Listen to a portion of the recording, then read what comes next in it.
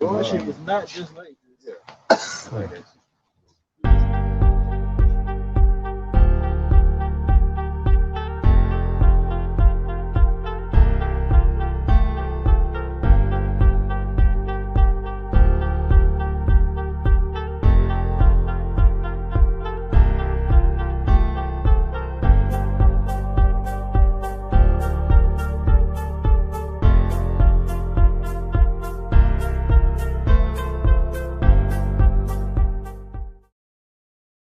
Chill, like. Check it out. Let me know. We're live. We're good? Video ain't playing. Yeah? It came up and went away. A plane that went away, Elder. Yeah, talking to me. Just looking at us now. Yeah, looking at it. Okay. Video, the beginning video you had. No. Chill, like who the fuck has time to chill? Aren't you aware that your fucking government is doing everything in their fucking power to try to kill us? Like, I'm learning survival skills here. I don't have motherfucking time to chill. Like, bro, can you grow food? Can you start a fucking fire? Can you find and purify water? Can you build a survival shelter from scratch? If you can't do any of that shit, then keep it moving. I'm not looking to go out on a date. I'm looking for a protector. I'm looking for a protector. Business unfold spiritually, some people gonna think you're fucking crazy. So this guy asked me, do I want to chill? Chill, like who the fuck has time to chill? Aren't you aware that your fucking government is doing everything in their fucking power to try to kill us? Like, I'm learning survival skills here. I don't have motherfucking time to chill. Like, bro, can you grow food? Can you start a fucking fire? Can you find and purify water? Can you build a survival shelter from scratch? If you can't do any of that shit, then keep it moving. I'm not looking to go out on a date. I'm looking for a protector. I'm looking for a protector.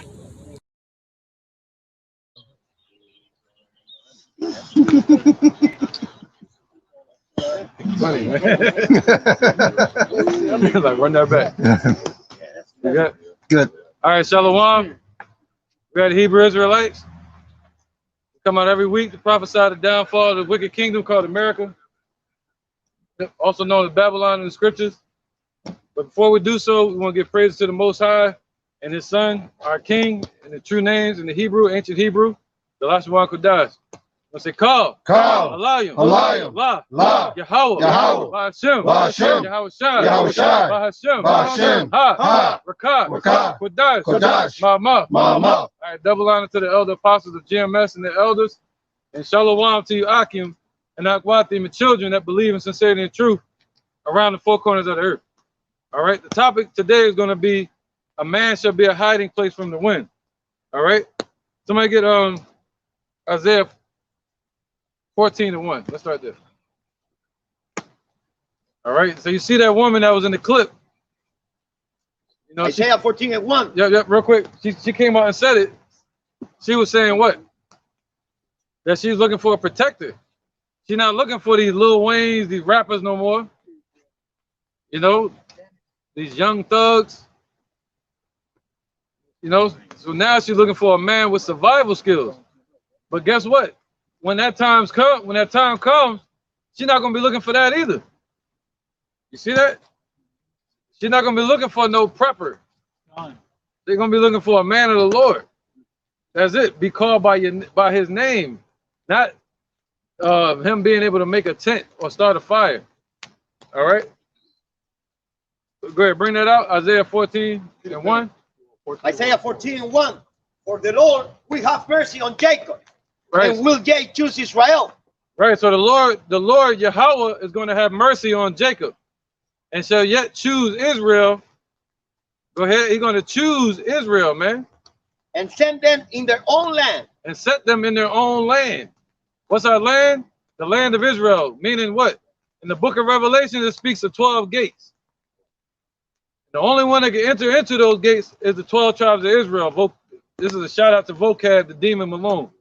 Dr. Edom, go ahead. Isaiah 14:1. For the Lord Yahweh Shai will have mercy on Jacob, and will yet choose Israel, and set them in their own land, and the strangers should be joined with them. and they should cleave to the house of Jacob. Right. So the strangers represent Israelites that are waking up in these last days, that are cleaving unto bone unto his bone. You know, what's that? Ezekiel 37. All right. That's the joints and the bones and the marrow coming together. Go ahead, brother. Number 2, and the people should take them and bring them to their place, and the house of Israel should possess them in the land of the Lord Yahweh Shai, for servant and handmaid. Right, man. So the men of the Lord are going to be raised up. That's the focus of the scripture. All right, but the Lord raising up the men.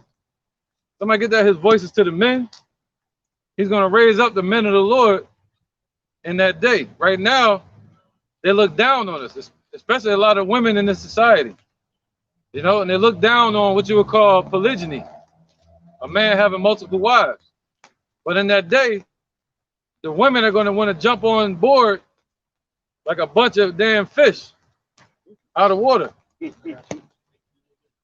fish out of water with no oxygen. The book of Proverbs, chapter 8 and verse 4. All the way to 3? All the way, yeah. Proverbs chapter 8 and verse 4. Unto you, O men, I call, and my voice is to the sons of men. Right, so the Lord is calling the men. That's how you start a government. That's how you rebuild a kingdom. Start with the kings. All right. So the Lord said, what? My voice, meaning his prophets, the prophecies, the spirit of truth, spoken from Yahweh through his son Yahushua, is unto the men, calling them back to repent first, man. And then the women going to follow, naturally following the order of authority. Go ahead, Doc. It's the book of Ezekiel, chapter 34 and verse 31. And ye my flock, the flock of my pasture, are men. Right, so the flock of the Lord's pastor are men. All right. Ye my flock, the flock of the Lord's pastor are men. You see that? All right, so the flock that the Lord is looking for are not women. It's the men. Those are the sheep that are going to lead the women to the Lord. Hey, catch him on camera, man. You want to keep making this weird shit. All right, you on camera? You want to be on camera? Say it again? You want to be on camera? I'm already on camera, but thank you for asking me. Just in case, yeah. Yeah. All right. All right, so all right, okay, cool. So now, Isaiah? that's we was done with that? No, we don't know with that. Okay, all the way 3? I continue, yeah. Go ahead, 3. Yep. Okay, Isaiah 14 and 2. Okay, come on. And the people should take them and bring them to their place, and the house of Israel should possess them in the land of the Lord Yahweh Hashem Yahweh Shai, for servant and handmaid. Right, so we're not going to always be on the bottom, man. We're going to literally possess these other nations the same way you own your garment or you own your shoes or your shirt on your back. You're going to own these nations, these heathens. The Lord said, what? Ask of me. Somebody know what that's at? Oh, I think you're about to get it. Yeah. He said, ask of me, and I shall give thee the heathen as thy inheritance. Yeah. All right. And they should take them captive. Whose captives they were. That's right, and they man. should rule over their oppressor. Right. So our oppressors, we're going to rule over our oppressors one day. So the women in this truth, and you're with a man of the Lord, then you're with a ruler, a future ruler of the world, man. All right. Isaiah 14 and 3. And it shall come to pass in that day, the Lord Yahweh Shai shall give thee rest from the sorrow. There you go. That's the point, man. It's sorrow seeing our women. The scriptures say our wives are going to be harlots in the streets. That's part of the curses. And the wives are going to rule over us. That's part of the curses, man. You see that? And and that our women are going to be haughty, walking around with stretched forth necks, bald head, and girdles rent, stomach hanging, guts and shit, acting manly,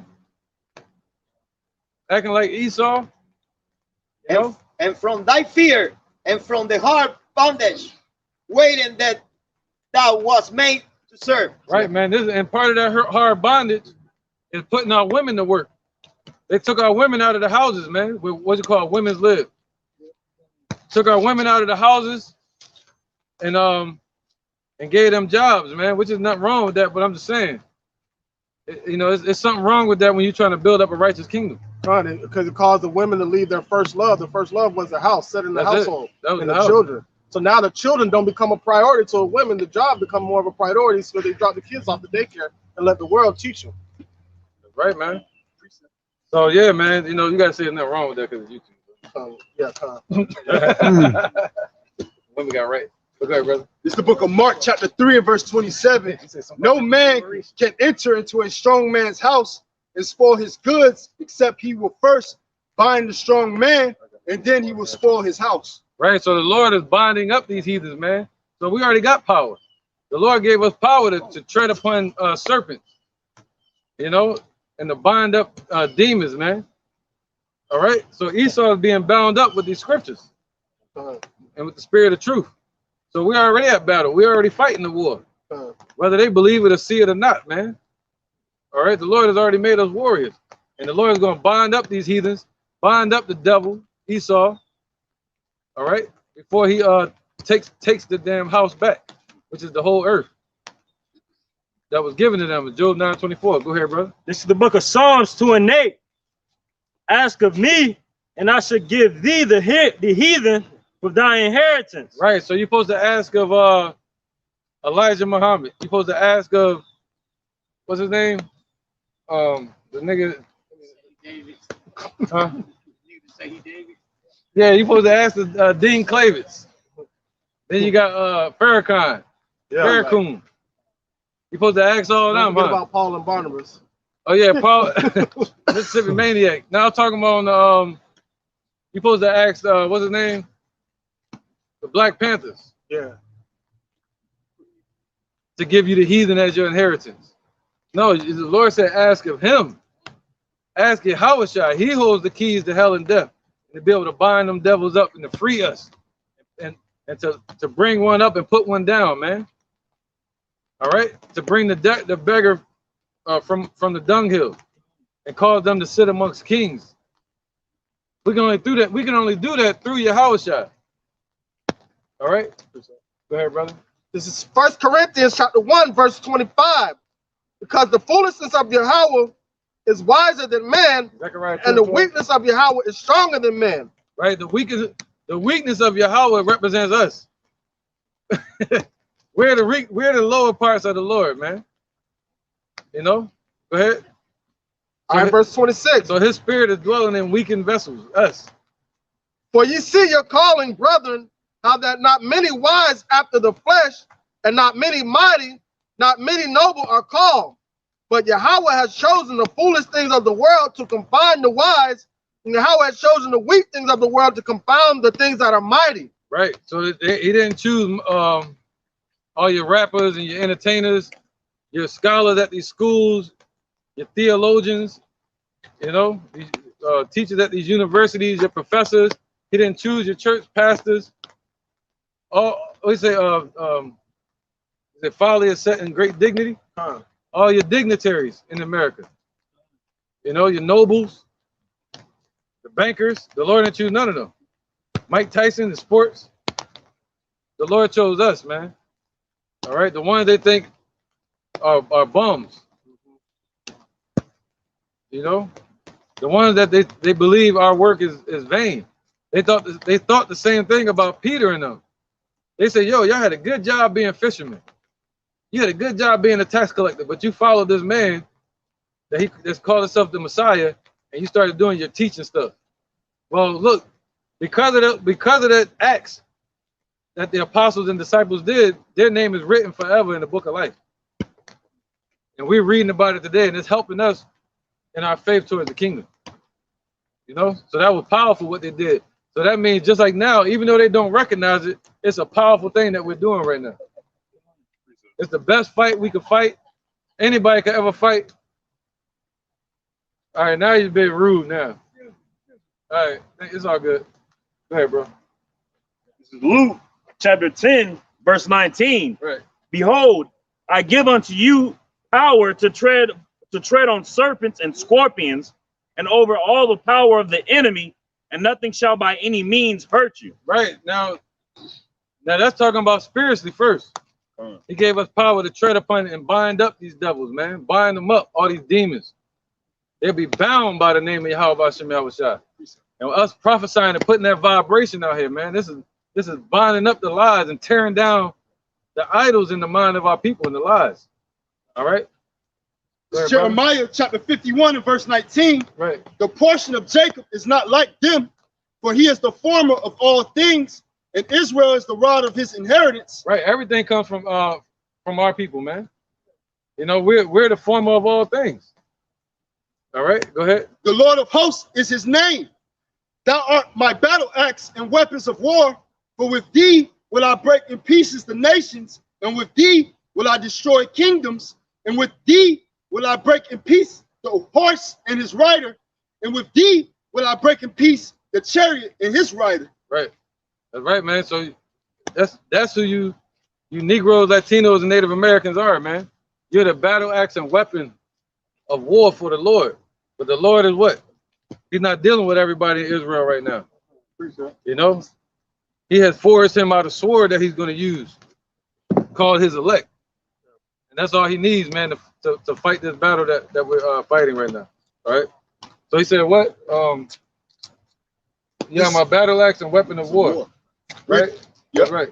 And with thee will I break in pieces the horse and his rider. So with thee, well, just like on Hancock, the Lord is going to use the men of Israel, the Negro, Latino, Native Americans, and the speckled bird Israelites that are scattered looking like the other nations. He's going to use them to break to pieces all the inventions. Go ahead, brother. Of these nations and kingdoms. Yeah, the horse and his rider, meaning the tanks and the planes and Revelation 6. The horse, talking about the red horse and the pale horse. It goes into that too. It's gonna break their power, man. Esau's power and the one that's riding it, that's Esau. All right. Right. So yeah, man. I don't want to lose the point because the point is this, man. It's not yet known what we shall be. You know, and the point is that video in the beginning, the woman she said, "Yo, I'm looking for a man that can survive." She's looking for a protector. She's not looking for no that American dream. You know, she's not looking for no rapper, no drug dealer. It was a question that went out just a couple years ago on the internet. This dude was going around asking women, "What do you like the best?" She was like, "A drug dealer."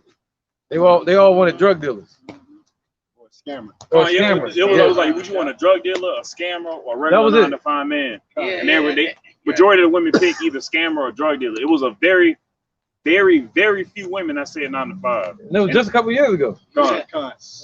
Yeah, see how times things, as the thing changed upon earth, and all hell begins to break loose, you're going to see these women changing as well. Changing with the times, you know what I mean? All hell breaking loose, they're going to be becoming nicer and nicer. All right? Zechariah 2 and 12. Yeah, go ahead, bro. The book of Zechariah chapter 2 and 12. And the Lord shall inherit Judah his portion in the Holy Land, and shall choose Jerusalem again. Right, Zechariah 2 and 12, right? Right, I just threw that one in there. Read that again. And the Lord shall inherit Judah his portion in the Holy Land, and shall choose Jerusalem again. Right, so the Lord's going to choose us again. All right, and that's a cut on people like Vocab and these Christians. So the Lord is about to choose us again, man, just like he did before. You know? So he's not going to choose another nation. He's going to choose us again, man, the children of Israel, and bring us back to him. Yeah, the precept. My bad. Go ahead, real quick. This Psalms 147 and 18 or 19. It says, "He showed up his word unto Jacob, his statutes and his judgments unto Israel. He have not dealt so with any nation. And as for his judgments, they have not known them. Praise ye the Lord." You know about some y'all shot. Well, you got it. So, just to break back up the point, you know what I'm saying? How about some y'all shot haven't dealt with any other nation besides the children of Israel? All right. Hey, the laws, statutes, and commandments was given to us and no one else. All right. Right. So, Revelation 2 and 9. Gotta back you up on your point. Revelation 2 and 9. That's right. So we need to know what we possess, man. What's our blessing? You know who we are as a people. Go ahead, brother. Or it's the book of Revelations, chapter 2 and verse 9. "I know thy works in tribulation and poverty, but thou art rich. And I know the blasphemy of them which say they are Jews and are not, but are the synagogue of Satan." Right. Go to 3 and 9.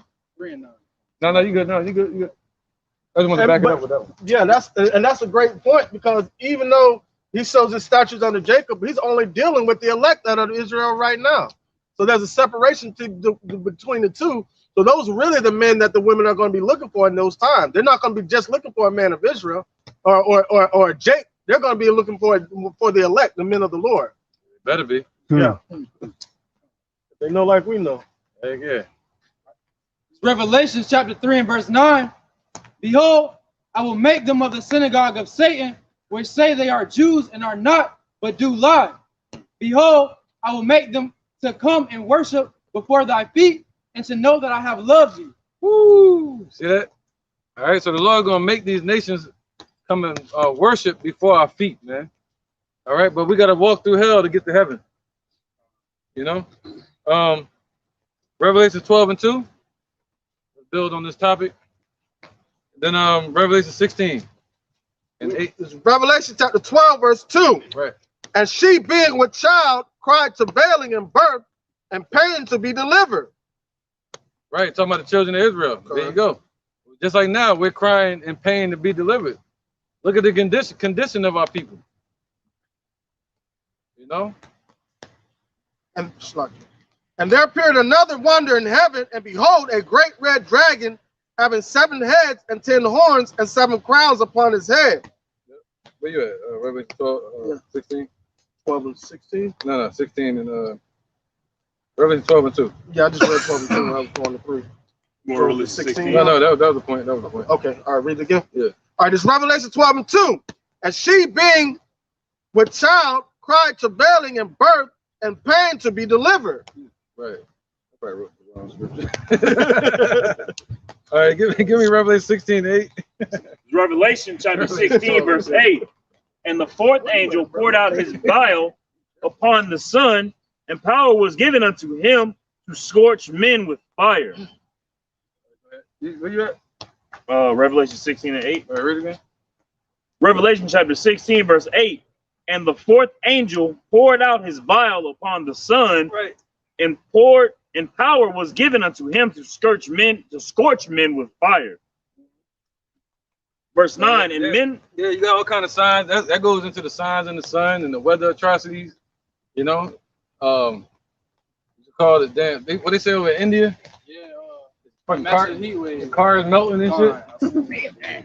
You know, these are times we in, man. Go ahead. I got precept to back that up. Yeah, go ahead, bro. This is Revelation chapter 11, verse 4. These are the 2 olive trees and the 2 candlesticks standing before the Yahweh, the power of the earth. And if any man will hurt them, fire proceeded out of their mouth and devoured their enemies. And if any man will hurt them, he must in this manner be killed. So basically, that fire that we put right now, that fire that's being brought down is the word of Yahweh B'Shem Yahushua, devouring all the devices of the wicked. But only the ones that are of the elect and that are believers in Yahweh B'Shem Yahushua are going to be coherent to the process of the devouration of these devices, to be aware unto them, because the rest of the world look at it as if that we're the bums and we're the ones that are teaching hate and that we're the ones that are teaching lies, but it's them that the lies that we're condemning that were brought forth by them. Yeah, and this is physical though. This is gonna be scorching. God. Yeah, like literally. This is literal. Go ahead, read it again. But that's true though. Tell me. And the fourth angel, Revelation 16 and 8, and the fourth angel poured out his vial upon the sun, right, and power was given unto him to scorch men with fire. There you go. Scorching men with that fire. Go ahead. And men were scorched with great heat, and blasphemed the name of Yahweh. Right, and that goes into what what Kanak was talking about with the missiles. All right, go ahead. Which hath power over these plagues, and they repented not to give him glory. Yep. Keep going. And the fifth angel poured out his vial upon the seat of the beast, and his kingdom was full of darkness. Right, we got 16 and 8. Almost 16 and 10 now. All right, go ahead. All right. We're going over to 17. All right. And they gnawed their tongues for pain, and blasphemed the God of heaven because of their pains, right, and their sores, and repented not of their deeds. Right, yeah, man. There's gonna be a lot of these jakes that got their mind in America, man. You know, they're gonna be screaming and yelling, cussing out those names that they worship. You know, All right, go ahead. Especially when they find out that it's the God of Abraham, Isaac, and Jacob that's bringing judgment upon them. All right, they're going to be mad, but it ain't going to matter. Go ahead. Verse 12. And the sixth angel poured out his vial upon the great river Euphrates, and the water thereof was dried up. Right, so this showing you what time we're in right now, man. You got the heat waves, like the brother just talking about. You got the Euphrates River, the Euphrates River being dried up. And the reason it's being dried up right now is through the drought and also through the Turks, the Turkish people. All right, the Turkish, the damn Edomites over there in Turkey. They're blocking the water. They control 90% of the water from the north of the Euphrates River, and it goes down through other nations all the way to the Kurds. Since they're at war with the Kurds, they cut off the water. The Turkish people cut off the water, which left them minimal water going through the Euphrates River, and then you got the drought on top of that, drought up the water. And they're preparing a way. Once that ground is completely dry, it's going to be a battleground for the Kurds to go to war with Turkey. You going? All the way to 17. All right. And the water thereof was dried up, that the way of the kings of the east might be prepared. Right. The kings of the east represent those same nations in Ezekiel 38. All right. Persia, Russia, Turkey, all these nations. And the article just came out saying that their alliance that's being formed together are the axis of evil. That's what they're called. The axis. You had the Allied and the axis of World War II that the elder went over in his lesson earlier this week, and you're seeing the formation of the new reformed axis because Russia was part of the Allies in World War II, but now they become part of the axis of evil, what Biden calls for World War III. Yeah, and the word axis just means pivot. So this is their pivot. This is what they turn and make an about face. This is the turning point. All right. So go ahead. Verse 13. And I saw 3 unclean spirits like frogs come out of the mouth of the dragon, and out of the mouth of the beast, and out of the mouth of the false prophet. And they, Sakya, for they are the spirits of devils working miracles, which go forth unto the kings of the earth and of the whole world to gather them to the battle of the great day of God Almighty. And that's what you're seeing. That's what you're seeing happen, being formed today. All right. So what do they use? They use military to give people like comfort. They use religion to give their own form of spirituality. All right, and they use the money system, man. So they control everything, and it was all the Lord gave them this power to bring forth the World War III, the end all tell all wars, and that's going to bring the fire down from heaven with these missiles, man. But Yahweh Shem Yahushai is setting it all up. So what are you going to need in that day? What's going to protect you in that day? All right, the money system. All right, read the 3 spirits again. For I saw. It's like it, verse 13 of Revelation chapter 16. And I saw 3 unclean spirits like frogs come out of the mouth of the dragon. On the mouth of the dragon, European Union, that's their financial system. Go ahead. Out of the mouth of the beast. All right, and that's their military might with NATO in America. Go ahead. And out of the mouth of the false prophet. All right, the false prophet, the Vatican, the Roman Catholic Church, the one that controls all forms of religion on the earth today. It doesn't matter where if you're Islam, Buddhist, or whatever, it all goes back to the Roman Catholic Church. Everything has to pay homage to them. So they set all this up. Why? Because they want to set up their NWO. But Yahweh Shem Yahushai has another plan. All right, he's going to use the men of the Lord, pushing his word, destroying their wicked devices, right? To coming against those unclean spirits that came out of the mouth like frogs. Right, and the reason I want to go into this topic is to show the whole big scale of ruling class mentality or ruling powers that a lot of women, a lot of our women don't even understand or see that exist. And that's the level that the Lord gonna put the men of the Lord on, man. Oh yeah, or even on a higher level than that. Go ahead. This is Job 5:12. It says he disappointed the devices of the crafty, so that their hands cannot perform their enterprise. I got it.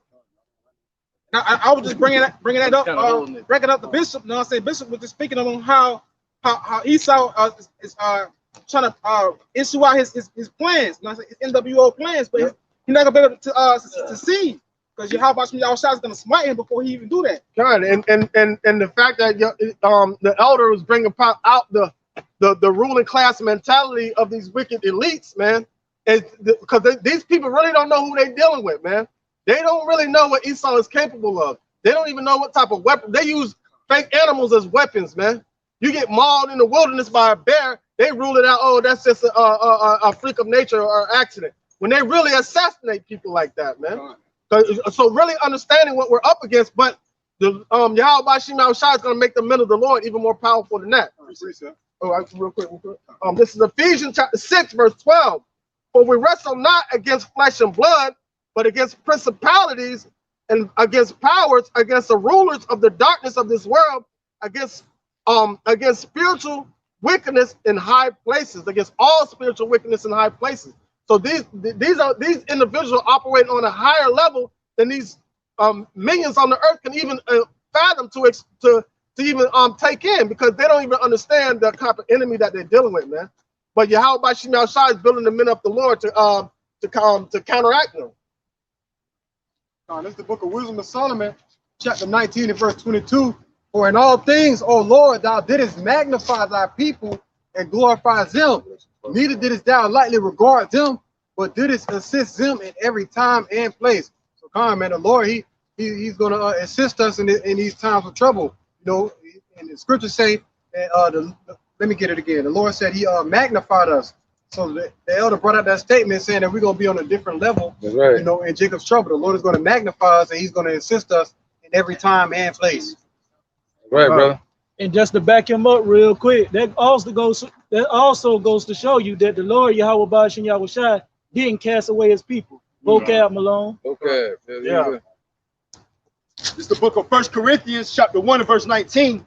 For it is written, I will destroy the wisdom of the wise and will bring to nothing the understanding of the prudent. Where's the wise? Where's the scribe? Where's the disputer of this world? Have not Yahweh Ba'ashem Yahweh Shai made foolish the wisdom of this world?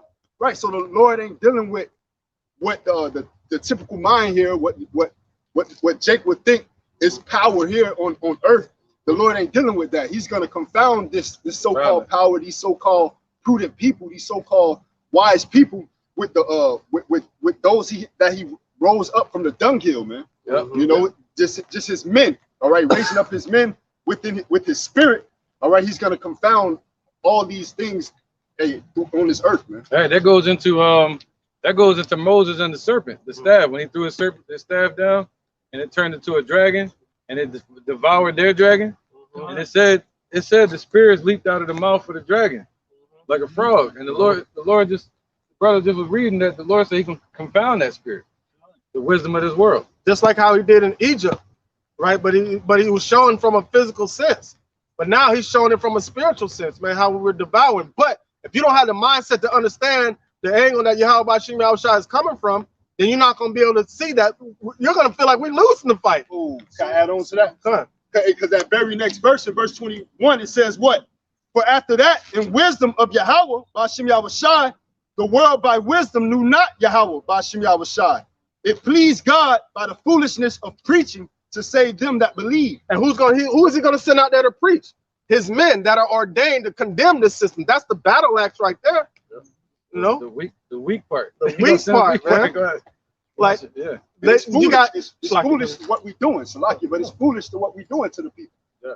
When they go out there in garments and sackcloth, you know, they look at it as foolish, but the Lord is going to confound that mindset of it being foolish, and you go know that you erred. Right, man. Right. And just real quick with Bakashah to make a point real quick. Just like the brother that y'all saw there that was sitting there, he's homeless. He was sitting there basically mocking at us and laughing like this some type of game and it's funny, man. You know what I'm saying? That's how the world look at us, man. Yeah. Even a homeless person sitting there laughing at us, man. Ain't that some shit? He look at us like we worse off than he is. I know. Damn. Bring it up. Yeah, ouch. There's the book of 1 Timothy chapter 6 and verse 12. It says, fight the good fight of faith, lay hold unto eternal life, whereunto thou art also called, and have professed a good profession before many witnesses. And I wanted to bring that out because, you know, it's a spiritual fight. This is how we fighting. People look at this like weak because we come out here in garments and Bibles. Whereas if somebody came out here with guns and rifles and all this gear and stuff, they will look at that as strength. Or slingshots. Or slingshot. But that's true weakness because Esau's blessing is the sword. Nothing we could gain on this side carnally can outmatch Esau, man. So we using our blessing, which is spiritual things, man. This is how we fighting. Appreciate we can get. Go ahead, Nakar, then Yawal. This is Sirach, chapter 4, just to back up what the brother Gabar was saying. Yep. Verse 28 of Sirach, chapter 4. Strive for the truth unto death, and the Lord shall fight for thee. So when you strive unto the truth, when you strive to fight and strive to push this work of Yahweh Ba'ashim Yahushua, and when it comes down to it, the Lord, he's going to step up and fight for you. He's going to defend you and protect you. See, this is our weapon. And this is more powerful than what any weapon Esau could come up with. Right. So when we fight and strive for the Lord, he fights and strives for us. He protects us. That's why he tried to keep the word. Not that he tried to keep the Bible in darkness. He tried to keep the word of the Lord in darkness. That's why he created Christianity and all those things like that, because the spirit that's within him is not upright within him, man. So basically that goes all the way back to the curse and the serpent in the garden. He's always going to be crawling around in the dust. That's how his mindset is going to be. So he has to create a fucking confused state of the world in order for him to operate in it. Because if there was complete righteousness on the earth, then that his mindset would be revealed to everybody. But the fact that he's put gross darkness on the whole earth, right, through his deception, that's what it's a deception that he's on top and that he's winning. Somebody get so my ways not your Isaiah 55. Yeah. 7. So that's why if you're not of the know, if you don't have the spirit of the Lord within you, you might as well have the same spirit of the devil crawling around in confusion. Because that's what you're going to perceive as being on top. You're going to respect the you're going to be going after the works of your father, the devil, because that's the authority that you respect because it looks like he's winning. Yep. But like therefore you wouldn't have respected Yahweh Shai when he came in riding on a donkey 2,000 years ago. You wanted somebody to come in and riding on a horse with a white cape on, with gold draped in gold and silver. Ecclesiastes 3:11. This is the book of Isaiah, chapter 55, and I'm gonna start at verse 8. For my thoughts are not your thoughts, neither are your ways my ways, saith the Lord. For as the heavens are higher than the earth, so are my ways higher than your ways. Right, man. So yeah, especially Esau. Esau is like down in the dust to the ground. You see that? So as the Lord ways is like the heavens to the earth, man. Compared to the man's ways, their wisdom and their knowledge, meaning they won't know any of the plans of the Lord, man. What's going on? They're gonna be lost in darkness and confusion. All right, that was it. Yeah, another point. In my thoughts, then your thoughts. Yeah, right, man. All right, go ahead. Yeah. 3:11. Yeah. It's the book of Ecclesiastes, chapter 3 and verse 11. He have made everything beautiful in his time. Also, he have set the world in their heart, so that no man can find out the work that Yahweh maketh from the beginning to the end. There you go. All right, so they have no idea, you know. But Esau does know one thing. Get that, Revelation 12? And that's what these women gonna get caught up in. Revelation 12:12. Therefore rejoice ye heavens, and ye that dwell in them. Revelation 6, the pale horse. Woe to the inhabitants of the earth and of the sea, for the devil is come down unto you having great wrath, because he knoweth that he hath but a short time. Right, so first he deceived everybody and lied to them and brought 2/3 under his authority. That's why the Lord said, ye are of your father the devil. The word father goes into authority. So they're following after their leader, the deceiver, Esau, and everything he set up. All right, and the worldly wisdom that the Lord set in his heart. Isn't that something? Lord gave him all the wisdom in the world except to know him. Right. Right. He said he coming down with great wrath because he had but a short time. Looking for a little dirt. Go ahead. Backing up that statement, you know, ultimately it's talking about 2/3 of our people in the wilderness with Moses. But this is the book of Psalms, chapter 106, verse 15, and he gave them their request, but sent leanness into their souls. So our people, the Lord sent leanness into their souls, you know, and then now in these last days, you know, they're gonna be trying to search out the men of the Lord and try to get true understanding or try to get comfort or whatever the case may be. When they was benefiting from the society and they loved it the whole time. You see what I'm saying? But when it's our turn to shine, everybody gonna want to come around. How would the scripture say, wealth making many friends? Con. True wealth. Con. Not heard it. And so what's next? That Revelation 6? God, this Revelation chapter 6 and verse 8. And I looked, and behold, a pale horse, and his name that sat on him was Death. Right, man. So yeah, this is what the reason we're trying to paint a picture is the wide scope, not just focusing on the woman, but the wide scope view of what's going to be happening to the world, the earth, and the inhabitants therein. That a lot of these women think they're going to be excluded from. What do you say? The evil should not overtake nor prevent us. Amos 9:9. Let me get it. Yep. Real quick, interjection. All right. So and a lot of men too. A lot of these rappers, a lot of these thugs, a lot of these Christians, these average Joe Schmoes going to work every day. Americans. Go ahead. All right. This is Amos chapter 9, verse 9. It said, for lo, I will command and I will sift the house of Israel among all nations, like as corn is sifted in a sieve, yet shall not the least grain fall upon the earth. Right. So the Lord is sifting through this work, man. All right. And through his spirit, the spirit of truth and wisdom.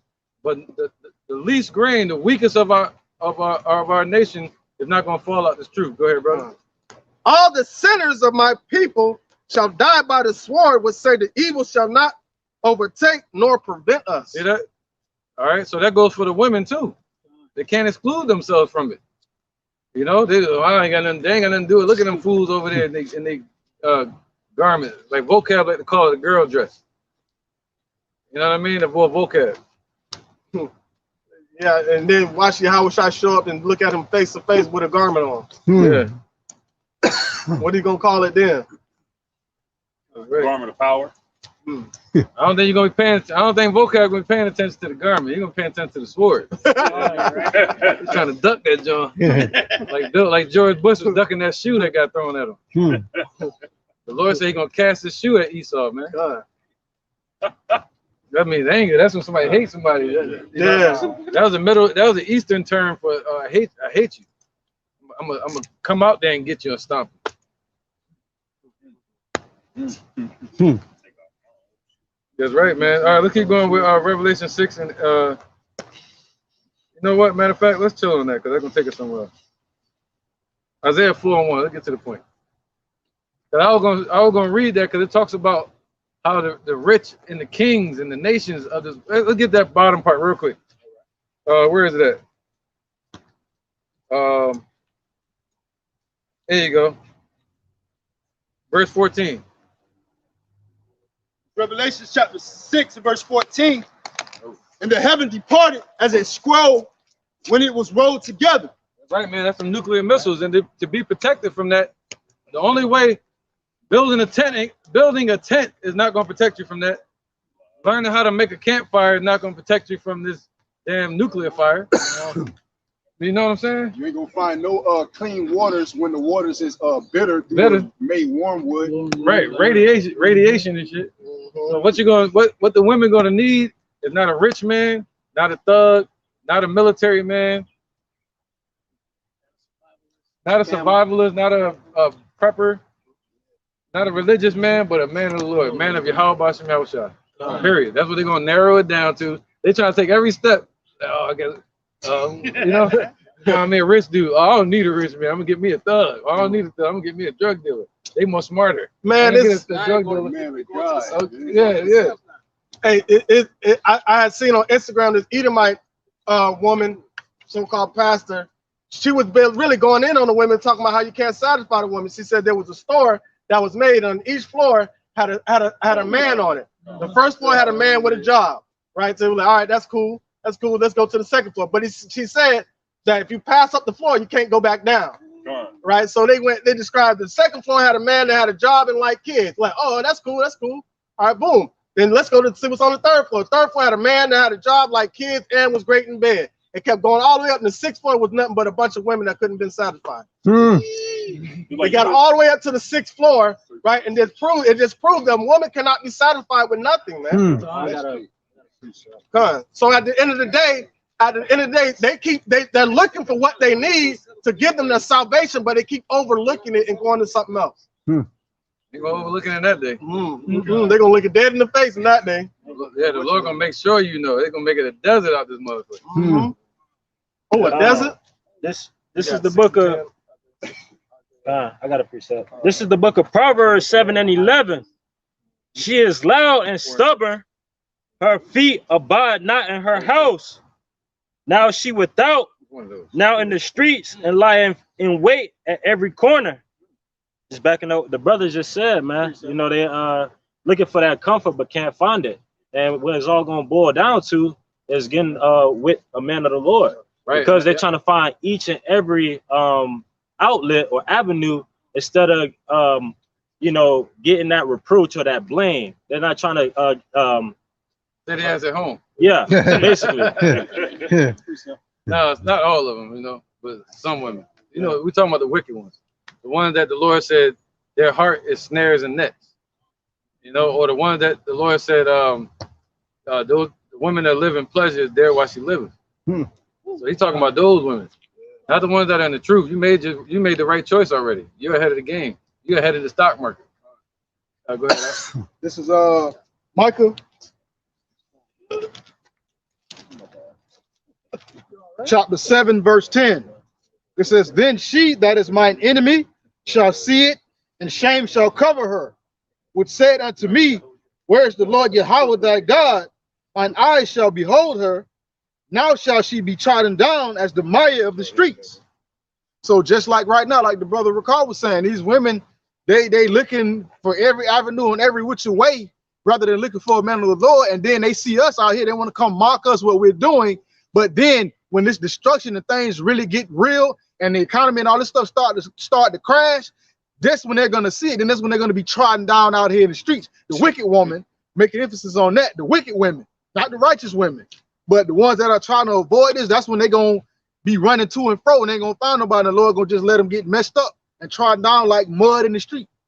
Or the ones that have salvation at their fingertips that don't want to grab a hold of it. Because a lot of times this world is filled with distractions, man. And a lot of these women, they need to cleave on to what they know is real. Don't try to ignore the prophecies, trying to indulge in what's going on in the world to try to take your mind off of it. But then you're gonna get caught blindsided. Yeah, they don't wait till the last minute.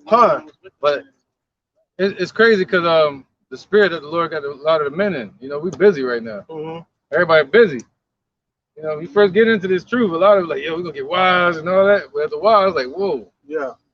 We start to realize you the prize, and we think about the kingdom, and we think about salvation, and more of a royal ruling class mentality, to where we want to fix the earth. Right. And you don't have time for wives and all that kind of stuff because you're too busy with the Lord's work. Sophia. Right. So if you don't have a woman that's in tune with that, and you're not giving her the time that she feels like she needs, she'll try to subliminally pull you away from that. A lot of times they don't even know what they're pulling you away from. Right. You know. But if a woman try to pull you away from this truth, she's pulling you away from your salvation and her salvation. Because we're supposed to be like on the book of Eli right now. Remember, he kept trying to lock that woman in the room. Yeah. He kept trying to run and leave so he can go on his mission. He said, "Those that have wives, be as though you had none." So that's the mindset right now. Even in that time, you know, the man ain't gonna have time for that shit. You know? Yep, no crooning and what do you say, swooning the woman? Yeah. All right, go ahead, bro. It's the book of 2 Timothy 1:12 all the way to 14. For they which cause in also suffer these things, nevertheless I am not ashamed, for I know whom I have believed, and am pursued that he is able to keep that which I have committed into his against that day. That's right, man. So we are convinced that we are We persuaded. Let every man be fully persuaded in his own mind. Wow. You know, and we have full faith that the Lord is able to, you know, bring to pass everything He said He's going to do in that day, man. Go ahead. Number 13. Hold fast the form of sound word which thou hast heard of me, in faith, in love, which is in Yahushua.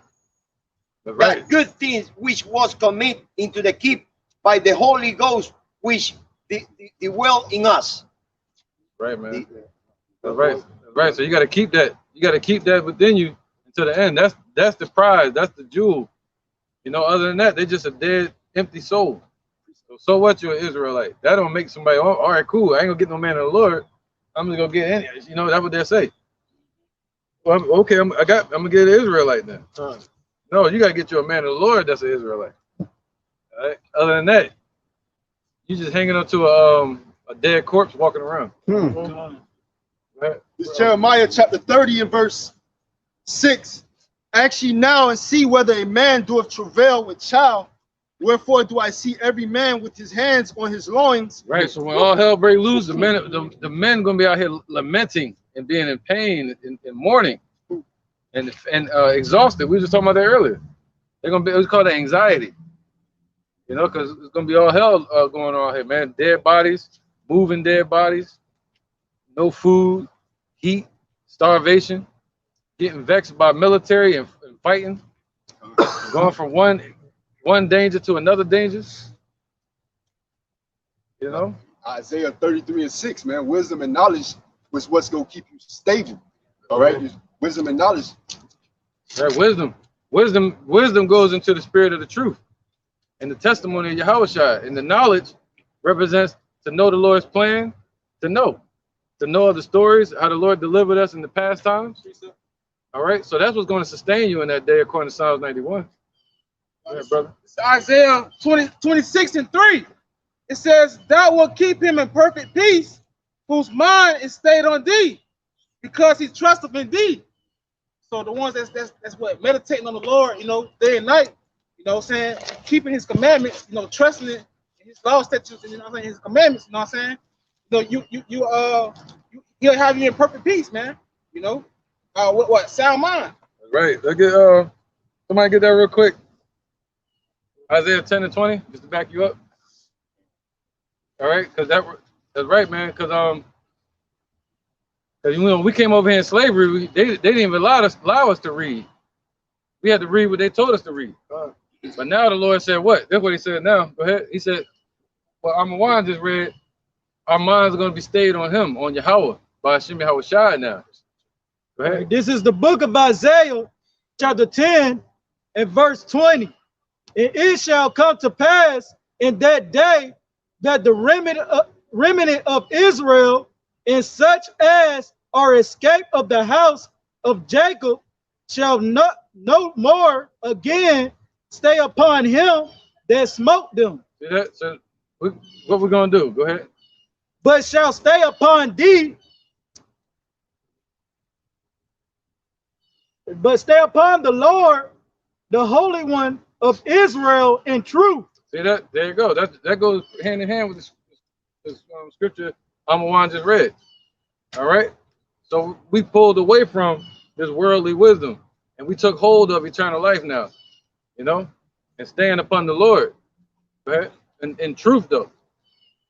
The remnant shall return, even the remnant of Jacob, unto the mighty power. Ooh, He's a mighty power. And then the remnant, not all Israel is going to return or going to repent. All right. But only the remnant, the elect. Yep, that was it on that thing, right? All right. Go ahead. This is the book of Romans, chapter 11, verse 4. But what saith the answer of God unto him? I have reserved to myself 7,000 men who have not bowed the knee to the image of Baal. So the Lord has reserved that set number, man. 7 mean completion, a complete number. All right, and not in gematria. All right, but in the spirit. Yeah. All right. Yeah, Dean Cleavis. He kept himself 7,000 men. All right, unto himself. That's not going to be subjected to those unclean spirits that the brothers was mentioning earlier in the lesson. All right, they're going to be up in the world, but not of the world. All right, they're gonna have the spirit of Yahweh Bashim Yahweh Shah upon them. Quick injection. Let me bring this up real quick. Speak on it. All right, this is back in the book of Isaiah, chapter 10 and verse 22. For though thy people, Israel, be as the sand of the sea, yet a remnant of them shall return. The consumption decree shall overflow with righteousness. Khan, and I just brought that out to back up the brother Thanyala, man. That's that remnant that's going to be saved. You know, Yahweh Ba'ashim Yahweh Shai has a certain, you know what I'm saying, remnant that he calls his hopeful elect, the 144,000 men, 12 from each, you know, 12,000 from each tribe, and then 1/3 women and children, and the man that's a part of that number. And it's also going to be a spectral burden, that meaning there's going to be Israelites looking like these other nations because we've been scattered abroad among the heathen. Damn, bro. Right, he said it's going to flow with righteousness, man. Time. How many injection? Yeah. Who? No, you have one. That was you. This is 2 Timothy chapter 1, verse 6. Wherefore I put thee in remembrance that thou stir up the gift of Yahweh which is in thee by putting on of my hands, for Yahweh hath not given us the spirit of fear, but of power and love and of a sound mind. I was just going to get going along with what the brother had brought out, because knowledge and wisdom shall build the stability of that time and strength of salvation. So not only does he not give us the spirit of fear, but the spirit of power and love. Can you imagine feeling the spirit of power and love in that day when all hell is break loose? And can you imagine how precious you're going to be because you have a sound mind in that time? That's why she wanted to follow him in the book of Eli, because shit was going all haywire, and he was the only motherfucking calm around the whole thing. So that's why she wanted some of that peace, and she invaded that and brought into all the turmoil and you know, blew his cover. So women have to understand their place and their role when that time comes, man, to be in subjection, because you can get in the way of shit by, you know what I'm saying, by not acting accordingly. Look at PNB Rock. Yeah. That rapper up in Philly. Yeah. His singer rapper, whatever you call him. But his wife put out on Instagram where they was eating it. Roscoe's, of course, chicken and waffles. And you know, it says that chicken and Jordans. Yeah. That was Jake Light. But he was in there eating. His wife put a picture up of him where they was eating at. And dude came in there and blew his brains up. She'll play her part. See that? And that goes all the flashiness. She wanted the flash instead of being humble and content like a woman is supposed to be. She wanted to put everything on blast, like yo, look what I'm doing. You know. And then they showed a video. They showed a video right before that. She was all in the car with him, like, you know what I'm saying, just showing everything off. At ease. At ease, man. But the scripture said, "Rise up, you women that are at ease." Right. You know. Somebody get Isaiah 4:1. This is Isaiah chapter 4, verse 1. And in that day, 7 women shall take hold of one man, saying, we will eat our own bread. Right. So in that day, 7 women, they're going to have 7 again. First, you had 7,000 men, meaning a complete number that completes the prophetic number that the Lord has set. And then you have a set group of women that the Lord has set as well for the men. All right. So 7 women, meaning what? An innumerable number that you cannot number, whatever completes that man. Go ahead. It says, and in that day, 7 women shall take hold of one man, saying, take hold of one man, not 2 men, 3 men, like they do in the day, you know, having what they call it, they got bodies. That's what they say. And that's in the scripture too.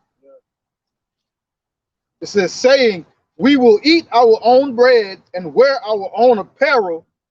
Only let us be called by thy name to take away our reproach. See that's all they need in that day. They said what? Silver should not deliver from the wrath or something like that.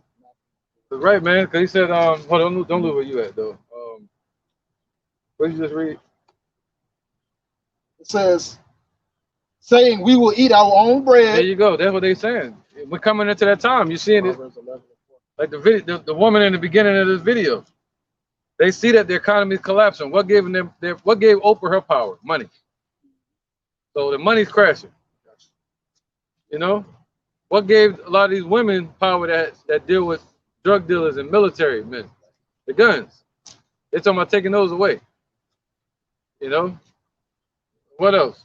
The houses, they're gonna take those away. You know, whatever the jobs. So once they don't have that, that's why the woman said she's looking for a protector. See that? That's general statement. She didn't say a specific individual. I'm looking for me you know, whatever these entertainers are. They'll choose one. Like I remember back when we was younger, they was like, I want our parents. Denzel, thank you. Billy D. Williams. Billy D. Williams, yeah. So, you know, I don't know what they say today, but they had one specific idolatrous American idol that they loved. And now they just speak in general, huh? Beyonce. No, I'm talking about from their view. From the women's view towards the men. Let's say Brad Pitt or something. Yeah, they like the Brad Pitt, Michael B. all that shit. Yeah, back in the day it was Billy D. Williams, and it went from Billy D. Williams to Denzel Washington. You hear all the women talk about Denzel, ooh, Denzel this, Denzel that. Now they just want a protector. Yeah, it's like a protector. They don't care, you know? Yeah, man. I want me a ball player. So they don't want none of that no more. Right. They're gonna want a man of the Lord. And you look at all like with Billy D and Denzel, they had like a sensual, feminine type spirit to where they want a man to woo them over.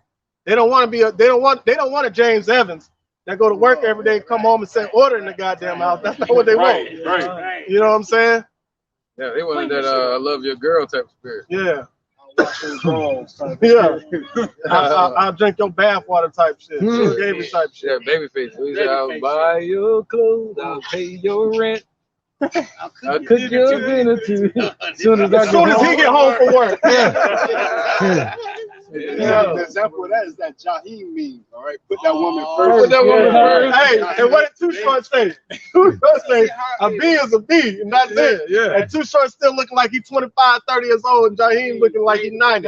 But Jaheim is no longer among the land of the living. Oh, he passed? He died.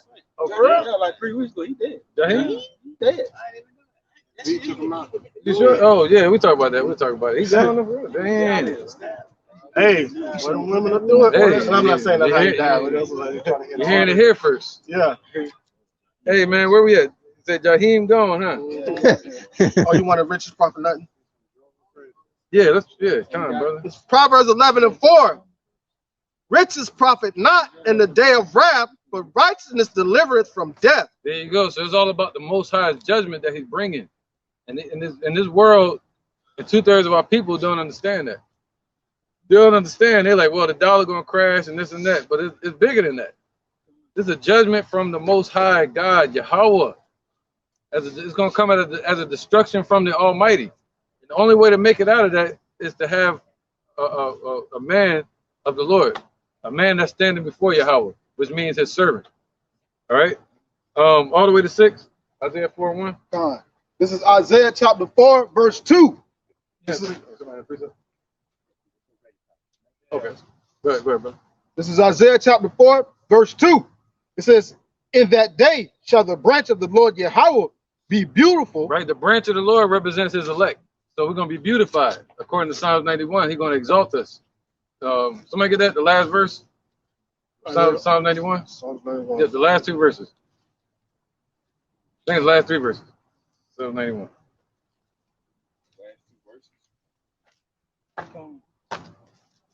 Yep, last 3 verses. Last 2 verses. Huh? 15? Yeah, you want to get 15 and 16? Yeah. Man. So it'll be the last 3 verses. Yeah, all right. Start at 14. Mm-hmm. This is Psalm chapter 91, verse 14. Because He hath set His love upon me, therefore will I deliver him. That means we stand on the Lord. See that? There you go again. We set our love on the Lord. And you women that are in this truth, you've done that too. You set your love on the Lord. So you don't have nothing to worry about. But this is to these slackers that don't want to wake the hell up. That's trying to wait to that last second of a second. It's gonna be too late. He said, those that seek Him early shall find Him, man. All right, go ahead. I will set him on high because he have known my name. Right, so the Lord is going to set his elect on high because we knew his name. So what you think gonna happen to the women that know those men's name? Go ahead. Verse That 15. know the Lord's name through those men. Go ahead. He shall call upon me, and I will answer him. I will be with him in trouble. Wow, man. So time of Jacob's trouble. You know? He said the Lord said he's gonna be with that man in trouble, in the fire, just like Hananiah, Mishael, and Azariah, Shadrach, Meshach, and Abednego in the furnace of Nebuchadnezzar. The Lord was with them in the fire. All right, go ahead. I will deliver him and honor him. Right, so the Lord going to deliver us and honor us, man. Put crowns on our heads. And these women, they live in that fantasy life. They want a prince, right? Well, if you see a man of the Lord, you're watching him go from rags to riches. And the Lord's telling you that, like, this is what I'm gonna do to him, man. I'm gonna exalt him someday and give him a crown. Don't you want to be there to see that? Don't you want to be a part of that woman, sister? Interjection. Yeah. Interjection, real quick. Go ahead. This book of Psalm 1:1, verse 6. My eyes should be upon the faithful of the land, that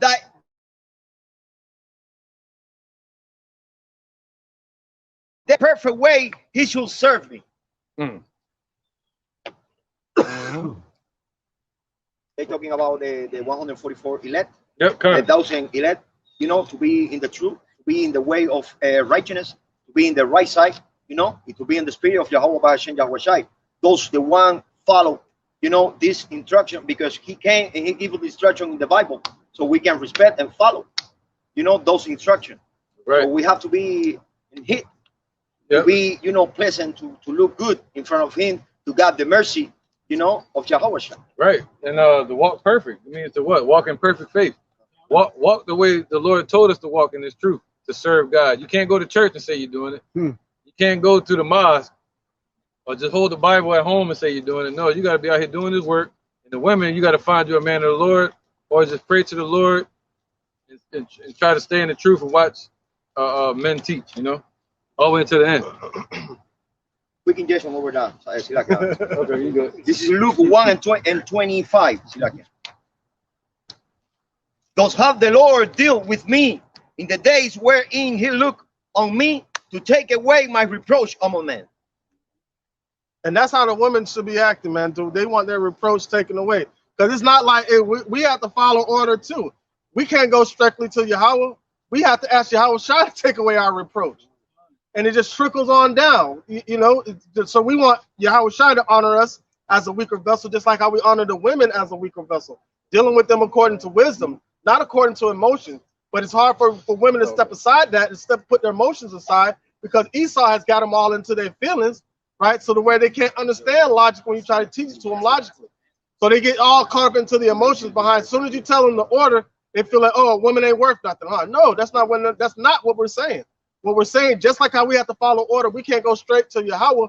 We have to go through Yahweh Shai. And that's the order that was set up. He is our hiding place. Just as we shall be the hiding place to the women. Go on. You said it. We lean on, the men lean upon Yahweh Ba'ashem Yahweh Shai. The women lean upon the men who lean upon Yahweh Ba'ashem Yahweh Shai. The children lean upon the adults who lean upon Yahweh Ba'ashem Yahweh Shai. Just a beautiful order that he set up. That's it.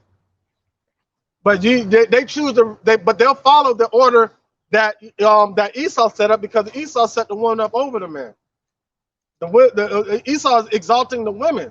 Now, come on, common sense will tell you why when y'all get housing subsidy, they tell you that the man can't live there with you, because they understand that the man is your head, that's your direction, and they don't want you to have direction. They want you to run around this bitch like a chicken with his head cut off. And that's how we failed as a nation. All right, that go back to how that Esau, he kind of bound the strong man of our nation and to spoil his house. All right, he was able to spoil our house because our men are not in the right mindset. You got to return back. If you are the elect, all right, turn back to Yahweh Ba'ashem Yahweh Shai and come back to your righteous steed, all right, and be a man, all right, and not simp and take a part of these ways of this world.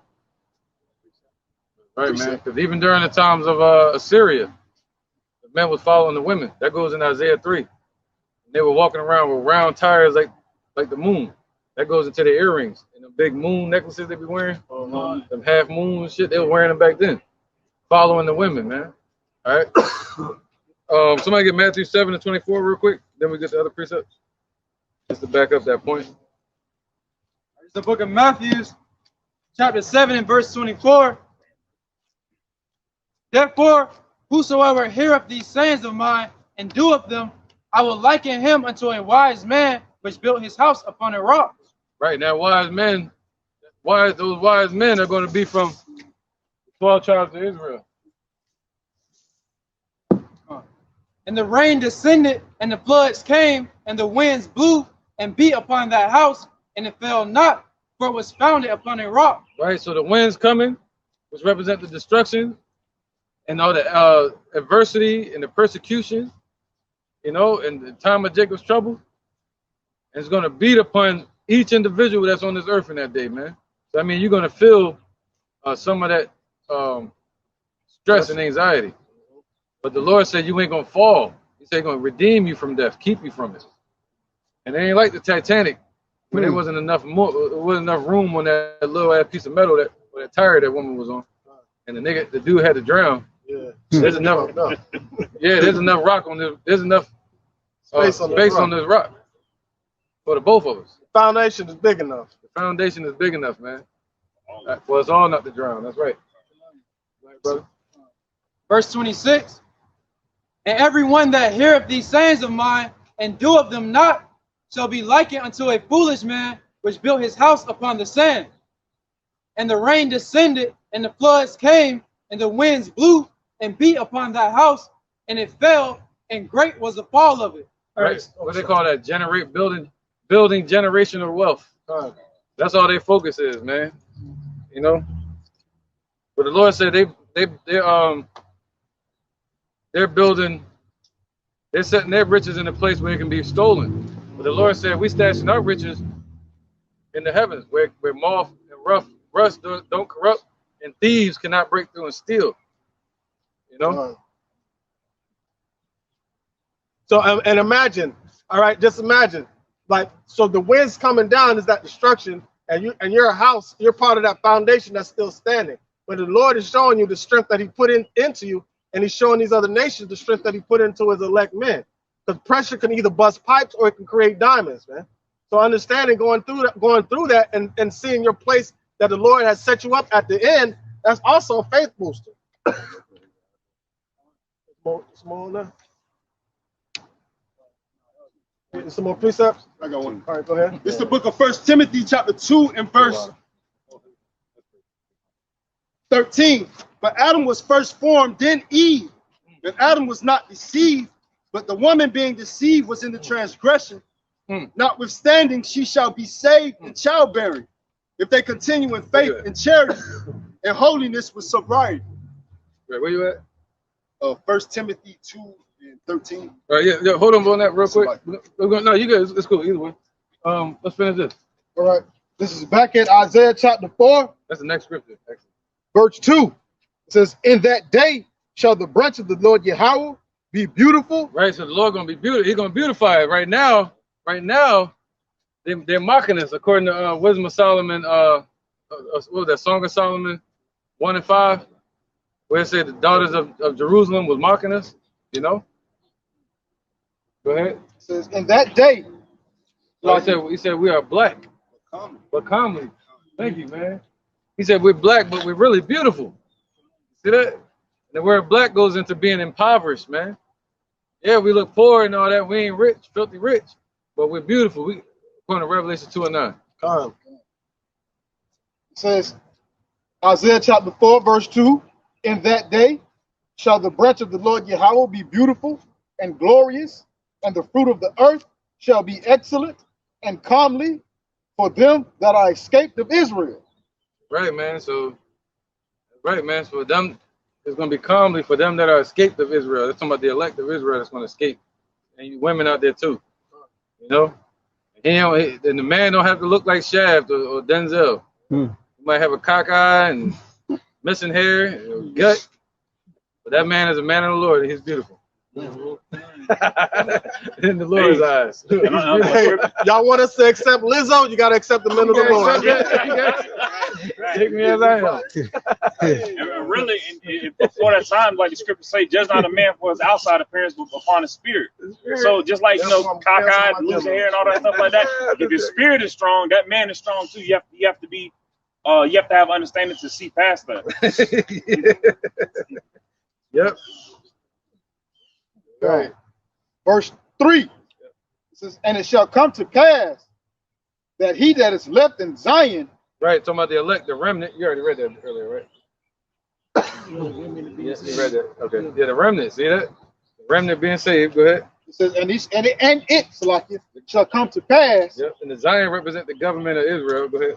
That he that is left in Zion, and he that remaineth in Jerusalem. Right. The city of peace, the elect, that's going to still be representing Israel. Go ahead. Shall be called holy. That's New Jerusalem, refreshed, called holy, meaning separated even from these people. They're going to be separated from the earth. Go ahead.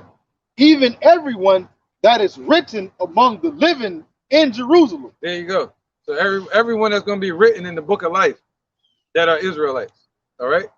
That goes into New Jerusalem, and people, the elect name being written in the book of life. All right. I missed the point, but it's all good. Over to 6. Verse 4, when the Lord shall have washed away the filth of the daughters of Zion. Right, so the filth, man. See, a lot of women don't know that they're in filth right now. A lot of jakes don't know that they're sick, that they got putrefying sores, that they need to be cleansed up, that they need some healing. And a lot of the women don't know that they're filthy, they're dirty. But they're walking around bougie, according to Isaiah chapter 3. Walking around with haughty, with stretched forth necks, all kind of jewelry on, like Nicki Minaj, you know? That girl that rap was Gorilla? Yeah, she's like a man. Yeah, they're the only one that rap like that. Hey, she's from here. Memphis. Yeah, she sound like the Memphis, and we sound alike. Yeah. So yeah, whoever that is that rap like that.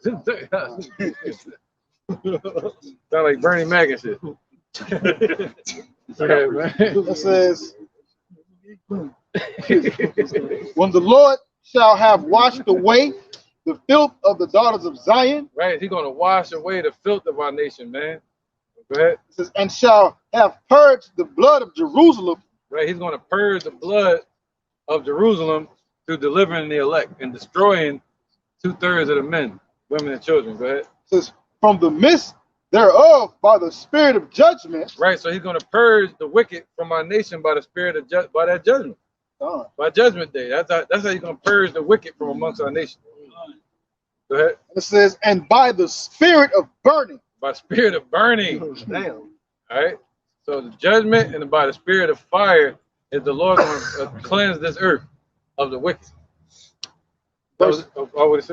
That's verse 5. Verse 5. Okay, John. Verse 5.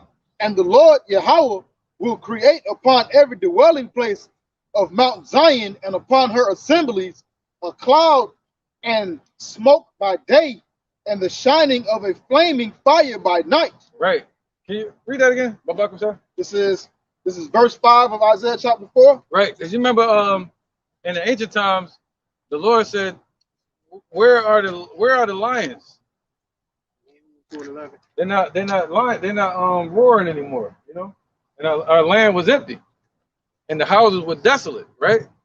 He said that the whole land was going to be laid desolate. And we were scattered and ran out of there. But check it out. The Lord said this is going to happen in the future. There's going to be a cloud. And that's not talking about a chariot. Check this out. Read it again. It says, and the Lord Yahweh. Beautiful, man. Beautiful. Once you see it, the scriptures. Go ahead.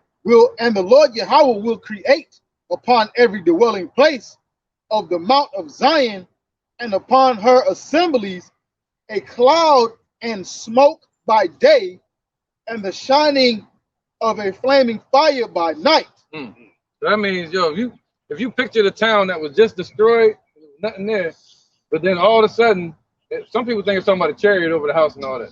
They're not talking about that. That's true. You're going to have a chariot over it. But the thing is, meaning now you're going to see the houses lit up again. You're going to see people cooking during the day, smoke coming out of their chimney. You're going to be seeing them lighting fires at night. That's what it's talking about. All right? Under every house, over every house, and you're going to have chariots over it too.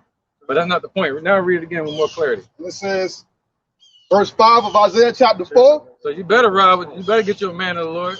We're going to have mansions. You know? It says, and the Lord Yahweh will create upon every dwelling place of Mount Zion and upon her assemblies a cloud and of upon smoke. their assemblies. And over their assemblies where they gather at. Go ahead. It says a cloud and smoke by day. A cloud and smoke by day. See that? A chariot too. Go ahead. And the shining of a flaming fire by night. See that? And the shining of a flaming fire by night, man. All right? So there's going to be a lot of partying going on, man. And anybody that doesn't get on board, they're going to miss out on that.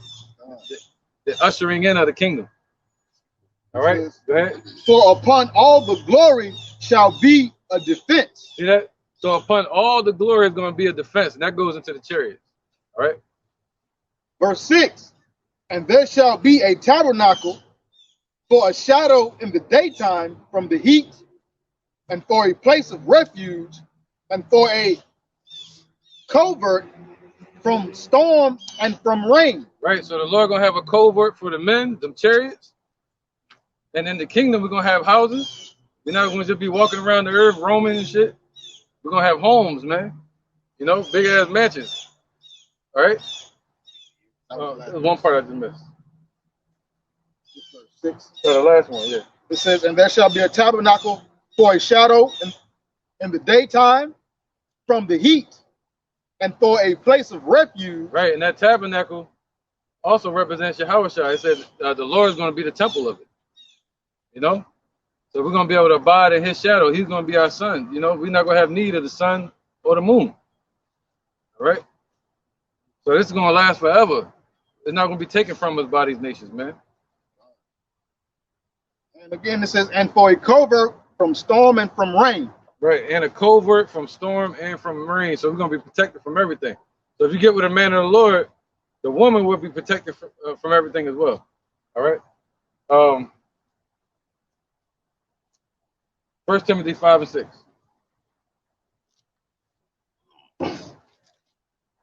And 1 Timothy 2 and 13. This is 1 Timothy chapter 5, verse 6. What's funny, man? What's funny? What's up, man? I asked you a question, that's all. Can anybody ask you a question? You can ask me anything you want. I just did. It's a free country. Okay. Oh, right. what you want to say?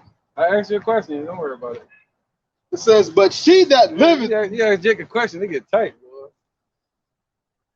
But she that liveth in pleasure. Why you keep acting shocked, man? No, you trying to attack me, man. Why you acting shocked?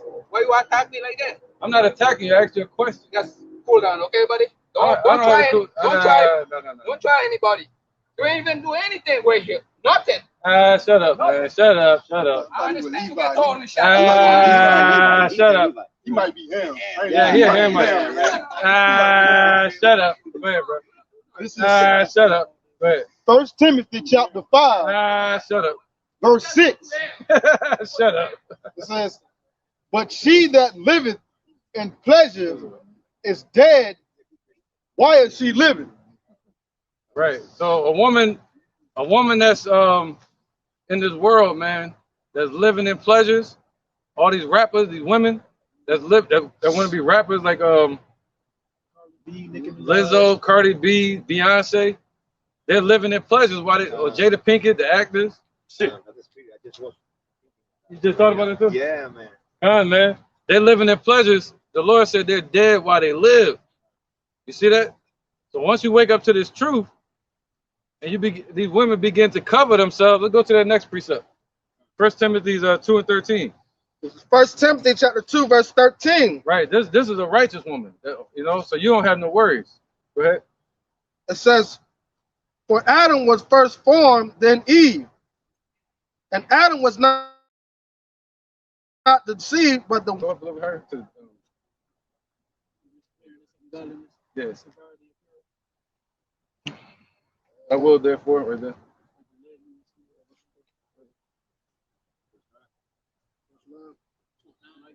Faith. All right. This 1 Timothy 2:8.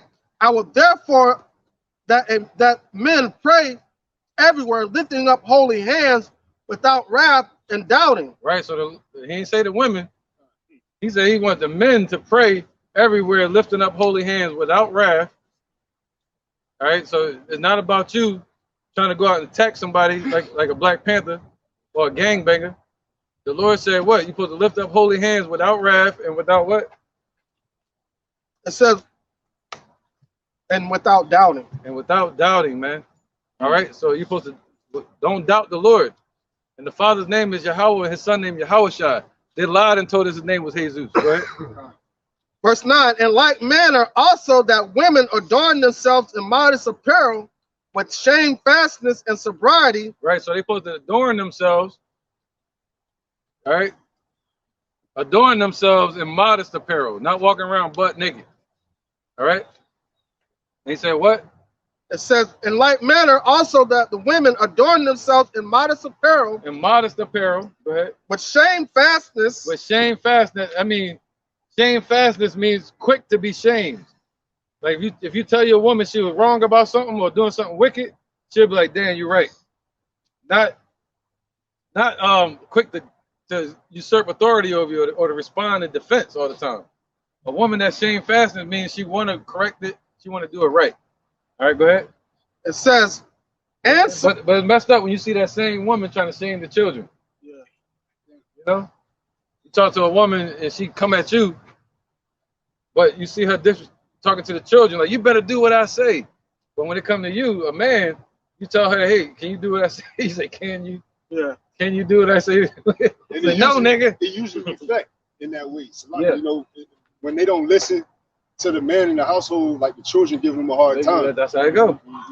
That's how it go, man. Quick injection. All right. Definitely. Go ahead, brother. This is the book of John 4:21. Yahweh shall say unto her, woman, believe me, there are coming when you will neither in this mountain nor yet at Jerusalem worship the Father. Oh, no. That's talking about the heathens. Quick injection. The heathen women. This Proverbs 30:20. Such is a way of an adulterous woman. No, yeah, we can still read that though. I see where you're going. Go ahead, let him finish. Ye worship, ye know not what we know. What we worship for salvation is of the Jew. That's right. So we know salvation is of our people. We're looking for it. That's why we're looking for salvation, man. We know salvation is of these people, Israelites. All right, and it's a narrow way. We're not looking for everybody. All right, just so it be known. We don't need nobody to listen. We just need the elect. If you're not of the elect, you're not going to make it. You're going to be burned up here. Matter of fact, look at Malachi 4:1. One more verse. Go ahead, brother. John 4:23.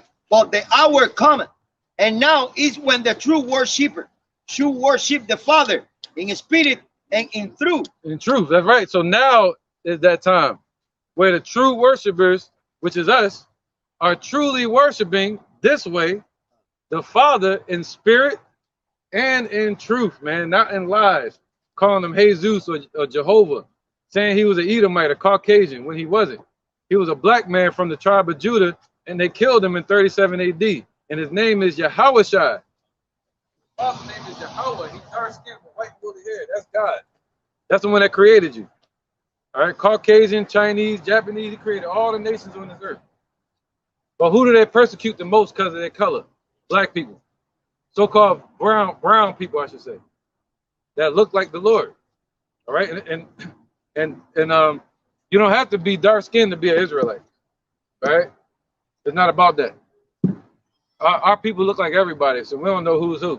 You know what I mean? We're really looking for 144,000 men that's going to repent to the Lord, man. All right? And in truth. And in truth, period. All right, precept. I got one. No, that was you. That was you. Go ahead. Malachi, you call Malachi. It's cool. This Proverbs 30:20.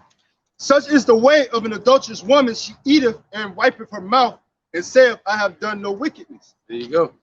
All right, and that's what we can go down the list now. The list is getting too full of adulterous women that eat and wipe their mouth, meaning what? No shamefastness. Yeah, well they eat from the tree of evil. Same thing that the serpent offered her in the beginning. They eat the fruit of the wisdom of this world, and they begin to act in that way, being harlots, you know, handing their body out to all kind of men. And then what? It said what? They wipe their mouth and they say they've done no evil. They say they've done no evil, man. Well, the Lord is saying yes, they have, and that filth has to be wiped away. And so check this out. And they had no type of shame fastings. But check this out. What about the woman that they brought to Yahweh Shai that was caught in the act of adultery? And she said, he said, go that way and sin no more. But she was brought forth with shame fasting. She was ashamed for what she did. But our women nowadays, man, they raise their hand. Yeah, I did it, and what? That's the mindset they have. So there's no way to turn back from that, man. Unless the Lord put it in your heart. Okay, brother. All right, this is the book of Ecclesiasticus, chapter 26 and verse 25. A shameless woman shall be counted as a dog, but she that is shamefaced will fear the Lord. Fine, just what the bishop was saying, man. Shameless women, that's what's promoted here in America, man. With these women idols and celebrities, that's all they push is shamelessness. It says a shameless woman shall be counted as a dog. You know, the political correct term for a female dog is bitch. And these women here in America always refer to themselves as that. You know what I'm saying? So that's what they are here in America, man. Yep. And to be counted as a dog is as to be counted as a heathen. Right. Yeah, that's right. That's right, man. And, I just thought about something Arnold said when he walked off from Different Strokes. So Jamaican Arnold and shit. He said, yeah, Gary Coleman, a little short Gary Coleman shit. Yeah. He said, he said something, man. He said, y'all ain't doing nothing out here. He said, you ain't doing nothing out here. And that's the whole topic today. Well, this is not the first time he goes to. We can see it. You know him through camps. Yeah, lately he's been laughing. He spoke with him. Yeah, he was right, but he was in his way. You know. Right. But now he's laughing at us and shit. So you know, so it just bugged me out because he said we're doing nothing, and this is something. That's what we're just talking about. All right, go ahead, brother. You got a precept. Anybody got a precept? Proverbs chapter 13, we was done with that verse 25. The righteous eateth to Salakias. The righteous eateth to the satisfying of his soul, but the belly of the wicked shall want. And so, and that's all. And what we're eating, the righteous, what we're eating is these scriptures. Where we're eating it right now, we're finding Yahweh B'Shem Yahushua while he can be found. But the wicked, they're just going to continuously to want to they're gonna put their hopes in things that are gonna fall. They're gonna put their faith in things that are gonna fall as well.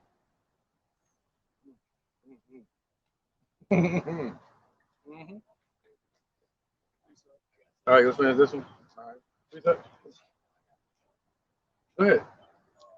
It's Proverbs 31 and 3.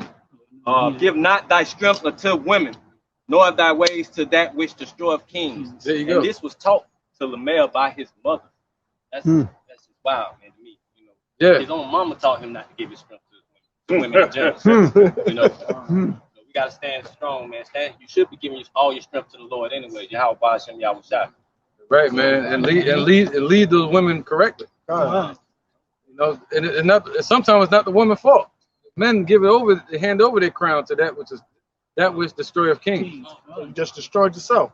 Right, man. They do like Eddie Murphy on Coming to America and shit. Yeah, okay. He came over and I denounced my royal throne all because of her beauty. And she treated him like shit on part 2. Right? So that's from a woman telling her child, that's what you women should teach your children. Don't let a woman run over you. Give your strength to the Lord, not to that which destroyeth king. Go ahead, brother. This is the book of Titus, chapter 2 and verse 3. The aged woman, likewise, that they be in behavior as becometh holiness, not false accusers, not given to much wine, teachers of good things, that they may teach the young woman to be sober, to love their husbands, to love their children.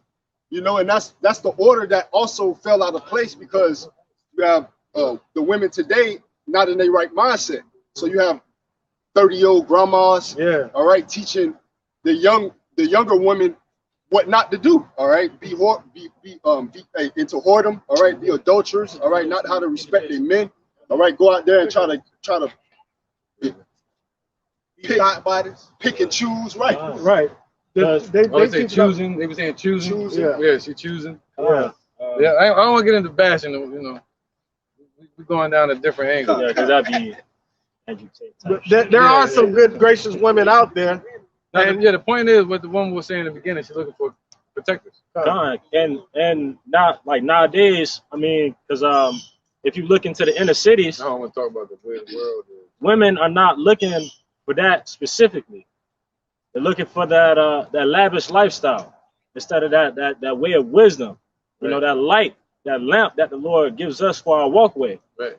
They're not looking for that. And in that day, it's going to be made known who has that lamp, that light way, that pathway set. You know, and that's what they're going to flock unto. And a woman like her, she'll look for a man that can rub his two sticks together to create fire, not a man that can call fire from heaven. More worried about the physical than the spiritual. Right. Well, what she can see instead of what she can't see. Can I make that corny real quick? Wait, she looking for a man that can put two sticks together, not two sticks together. Yeah. Ezekiel 37 on there. Your bar. Yeah, you'll see how the similes that we did on these bars, the metaphors on these bars early. All right, this is the book of Sirach, chapter 25 and verse 24. Of the woman came the beginning of sin, and through her we all die. Right. And that's man, listen. But when I didn't know that during the Assyrian captivity, we were falling behind our women. Then that was something new to me. Learn something new every day. So this is a trend that we've been going through since the beginning, falling behind our women, and we still haven't learned that. Following our women, we follow the ways of death. That's why Solomon's saying, make wisdom your kinswoman, man. Because that's gonna pull you all the way into life, man. And then when a woman finds out she's in solitude and death by herself, she's gonna naturally conform and go try to figure out where that light is. But if we keep following her, we're giving the woman what she wants. There you go. And you know, today you see a child, you say, who's that child following? Okay, an adult or an older brother or something like that, siblings. And you say, who those siblings following? The adult. Which adult are they following? The mother. But who is she following? The man. So supposedly, right? Then the man, who is he following? See, in this society, they'll say the woman. So they just going in circles like a dog chasing his tail. Right? Going down the ladder instead of up the ladder. So, you know, you got to blame the men first. It's our fault. We went off, which caused us to have to live through the curses. And part of those curses was our women being out of order. See that? So go ahead. Give the water no passage, neither a wicked woman liberty to gad abroad. Don't worry about it. That's why they shut the last page down. That scripture right there. Yeah. But finish this real quick. These lovely women. That gather one. Where we was at? Second Timothy. First Timothy. Real quick. Yep. First Timothy. Yeah, you ain't know that, but yeah. First Timothy chapter 2, verse 9. It says, in like manner also that women adorn themselves in modest apparel with shamefastness and sobriety, not with broidered hair or gold or pearls or costly array. And that's our women, like they want, what is it, YSLs and red bottoms, and they want all this fashionable stuff. But what happens when all that gets taken away? See, our women don't understand their natural beauty, because it's not about dogging a woman, because, you know, a man's glory is his woman. A woman's glory is her hair. I mean, and taking pride in your head and in your woman. That's why the scripture says, your desires shall be to thy husband. That's twofold. That works for the men of Israel. Our husband is Yahweh Shai. All right, your desires are supposed to be your husband, the men of the Lord. And once you the clear point is that women don't have that understanding. Once they gain that understanding, oh, this is the direction. So I'm still falling behind the serpent. Once these women realize that, then they're going to turn and look for the closest thing to them. That's going to be the man of the Lord. Yeah, plus, you know, you dress somebody up like that, it gives them a false sense of security. They wear all that gold and pearls and costly array. That gives them a false sense of wealth. When the Lord said we're really impoverished as a nation. And the Lord explained that as calling us women in Ezekiel chapter 16 to talk about how he decked us with jewelry and choice rubies. And we looked at our outward array as our own beauty, but didn't understand that he was beautifying us with the law, separating us from the nations, man. That was really what the rubies and gold that we are decked on the outside was really supposed to represent the spirit of the ruling mentality that we're supposed to have within, according to the law, statutes, and commandments. Right, just like a man today, soon as he get a job, he go out and buy jewelry. You know how Jake is. But they don't have no money. They might not have no money, no assets or nothing like that, but they'll buy a bunch of jewelry because they see it on TV. False sense of reality. Low self-esteem. Low self-esteem. Thank you. That's a good one. Because a big thing it was, because I had back when I had a big cousin, he always used to look at rap videos and shit. And he used to look at it, and he used to be so in tune with it, he'll vibe with it. Yeah. And that's the lifestyle that he always wanted to live, man. There you go. So they look at it, they're like, they gotta chase that. Right. And that's what they got their mind focused on. That lifestyle that them rappers and them singers and them fashion designers and them actors put on. That's right. And that's what they want. And the Lord told us to cast down these idols and cast down these egos and just become his daughters and his sons again. Right.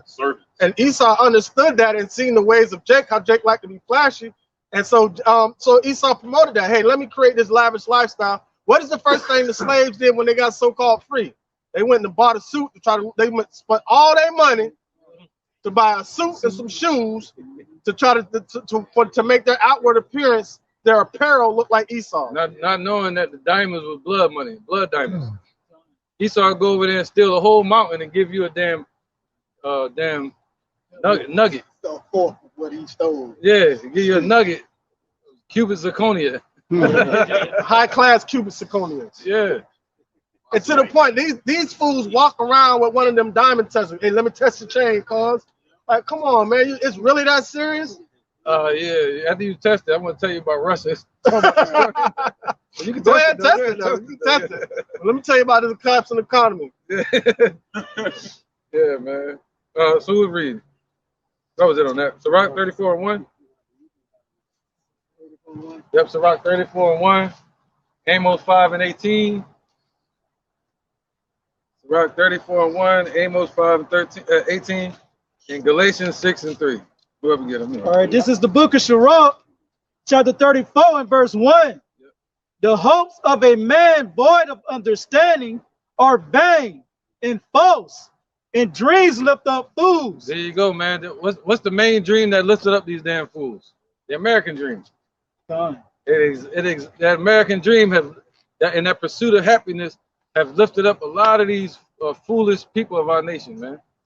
And especially back in the 80s and shit, in the 70s, they're getting that conch in their hair. Yeah. That's when it started, the entertainment, and especially during World War II. You seen that in the beginning of Malcolm X. He had to put his head in the toilet to get all that stuff out of there. Yeah. Burning up their scalp, trying to make their hair look straight like Esau. Right. Yeah. So during World War II, that's when that started. They started. They had their first musical with Jakes. All right. That's what started that. You know, them trying to entertain people with movies and stuff like that, distract them from all hell that was breaking loose. So what is that? A distraction. All right. Look at your boy, Nat King Cole. Seeing him, his hair was straight processed, looking like a straight Edomite. Only thing that separated him from Esau was his dark skin. Look at what is Sammy Davis Jr.? Yeah, the tidal wave is going on. He was Northern Kingdom, by the way. Yes, and he converted over to Judaism. Yeah. And it showed a form of that in Django with Jamie Foxx, how he was a beat up slave and he was, strong and mighty. And then as soon as he was a free man, he put on that blue suit. He put on that blue suit with the nice collar. He did, right? Yeah, that fancy pants. That cultivated personality, that created personality come along with it. That boss. And then when he was talking to the slave woman was like, oh, so you know, where you and your master from? He's like, he's not my master. She was like, so you want to dress like that? So it's like, you have all the freedom, and you want to dress like that. Yeah, God. A slave to a free person. Yeah, it would have looked better if ending the movie how he dressed as he started. Going out like a warrior, you know, rugged, you know. Yeah, God. Besides that, he changed his way to look. Yeah. Right. The Lord said, what? Don't trim your ways to seek love. All right, let's keep going. Amos 5 and 18. Get through this lesson. Amos chapter 5 and verse 18. Woe unto you that desire the day of the Lord. To what end is it for you? The day of the Lord is darkness and not light. As if a man did flee from a lion, and a bear met him, or went into the house and leaned his hand on the wall, and a serpent bit him. Right. That's right, man, because the Lord going to bring hell upon these men, especially a lot of these women that be in these churches. What end is it for them, man? You know, what end are they looking for? For the Lord to come down and hand out roses, you know, and band-aids to heal everything? No, man. The Lord coming with fire. They said the day of the Lord is darkness and not light. You know, it ain't gonna be some damn party at Woodstock. You know what I'm saying? And that's just it, man. The Lord said what? He coming to bring fire to the earth and destruction. All right? That was it on that? Yeah, Galatians 6 and 3. This is Galatians chapter 6, verse 3. Right, so it ain't gonna be nowhere to run out here, man. You're gonna run to the police. There's gonna be destruction there. They might get whatever could happen there. I'm not gonna speak on it, but you're gonna try to run into somebody's house. You're gonna run into a snake there, like on Book of Eli, where they were eating people. Remember that? Yeah, they thought they found solitude, and then it was like, wow, handshaking, too much iron. That's like you get that from eating people's blood. Yeah. So they was like, hey, we're gonna have to go. He's like, no, go ahead and sit down. Had a shotgun to him. Yeah, they're about to eat him. It's gonna be cannibalism, man, and a lot of rape been going on. Especially a lot of these women walking around naked. Oh, that was the first thing. She was in the city and she was safe pretty much the whole time. And as soon as she went out on the road trying to follow Eli, she fell into a snare and was immediately about to get raped. Like that was like the first ever encounter on the road. It's gonna be like Mad Max out here. And that's just it. It's gonna be like Mad Max, man. You know. So those don't know, watch the 1984, 1978 version of Mad Max. Mel Gibson. Mel Gibson. And then watch Book of Eli. And that'll show you how bad it's gonna be real soon, man. You know the dollar about to crash, man. What's up? I know you're listening, man. Yeah, no. Everybody say what every time I talk about it. I'm talking straight and clear. They be like, what? I was like, yo, but I know you hear me though. But you know about the dollar crashing? No, I don't know about it. You don't know about it, man? You don't know about the Biden bucks? Never heard of that? Man, no, my head's been kind of in the sand regarding political matters. That's cool, man. At least you're admitting it, though, man. But Yeah. it's time to pull your head out the ground, man, like the ostrich. You know what I'm saying? Yeah. It's time, bro, because there's a lot of hell creeping up. A lot of freedom they're trying to take away. You know what I mean? Yeah. I don't know what your nationality is on your dad's side. Like European or something? Russian? Eastern European. Okay. Yeah, man. You know, our people scattered around the four corners of the earth. So I told you, it ain't about color. Yeah. You know, it's about now the Lord is a black man according to the scriptures. But these people here, the Negroes, Latinos, Native American tribes, Dominicans, Haitians, and all them, Cubans, we were all scattered around the four corners of the earth, even to Russia. You know what I mean? So you just never know, man. But if you're an Edomite, you're a Russian, the Russians are Edomites as well, a lot of them. A lot of Turkish people and a lot of Caucasians and all that. They're really called Edomites. That's a biblical name. You know what I mean? Before the name, political name was given to us. And if you're an Edomite, then you'll be going into slavery under these people in the future. It's like we went into slavery under the Caucasian race, but they're not Caucasian. You know what I mean? That's a term given to them called cave dwellers. But they were really called Edomites, which means red or wasted away as he, meaning no pigmentation, red skin. The brother of Jacob. But that's when you see everything happening upon the earth, World War II, World War III, and all that. That's what's happening. All right, the Lord is about to return and restore power to these people. All right? So, not saying slavery is good and all that. Yeah. If you don't mind me asking, according to what do you guys under? So like, what's the religious like faith? Like what's the restraint? What's keeping us bound? And or sorry, no, what's the religion that you guys are? What we believe? Is it? Would you guys call yourselves Christians? Israelites. Israelites. Okay, so what's the plan of salvation? Okay, now you also with that, Christians. Remember Paul and Barnabas? Yeah. They were first called Christians where? The Book of Acts. Not talking about where? As an insult. They were called Christians as an insult. Yeah. Right? Christians as an insult, meaning what? What does the word Christian mean? You know, it's cool if you don't. Little Christ. Huh? Little Christ. Nope. What it means is followers of the Anointed One. The word Christ. What does that mean? Yeah, it means Messiah. What is right? So Christ shouldn't be there because that's two English words, right? Two English words. Christ should not mean Messiah. Messiah means what? Anointed. Okay. All right. So these are the anointed ones that follow the anointed one. See that? So they were called, those are the ones that follow the anointed one. Yeah. But in English, they put Christian there. It's not supposed to be there. Okay. You see that? So they're supposed to be, these are the ones that follow the anointed one. These would be the Mashiachim. In the Hebrew, it would be Hamashayachim, which means the Messiah followers. Yeah. You see that? So they were first called followers of the Messiah in Antioch. Yeah. Syria. Remember that? Mm-hmm. So that's where the term Christianity came from. So we're not Christians. We're followers of the anointed one in truth and sincerity. Yeah. Followers of the way. Followers of the right way. Yeah. Not church and stuff like that. Yeah. You know what I mean? Yeah. So what is your gospel? Our gospel goes into the message. Our gospel is that the kingdom of Yahweh is at hand. Those that seek a righteous earth, righteous heaven and the righteous earth, it's at hand. And the only way to make it there is to turn back to the God of Abraham, Isaac, and Jacob. Yeah. But it's in truth. You got to do it in the truth. Yeah. And in the truth, his name wouldn't be Jehovah. His name wouldn't be Jesus. Yeah. His name would be Yahweh, not Yahweh, Yeshua. That's close, but that's Yiddish. So you would want Yahweh and his son named Yahushua. But that God is looking for his people. His people are scattered around the four corners of the earth. So our message is to them, the gospel. But can I go up to you and say, I don't know what you are, you know what I mean? Right. So salvation for the Jew and the Gentile. That's a beautiful point, man. Yeah. So now the term Gentile is just the term Gentile, what does it mean? Foreigner? Yeah. Yeah, Israelite foreigner. No, it means foreigner. Right? Foreigner, yeah. It's just foreigner.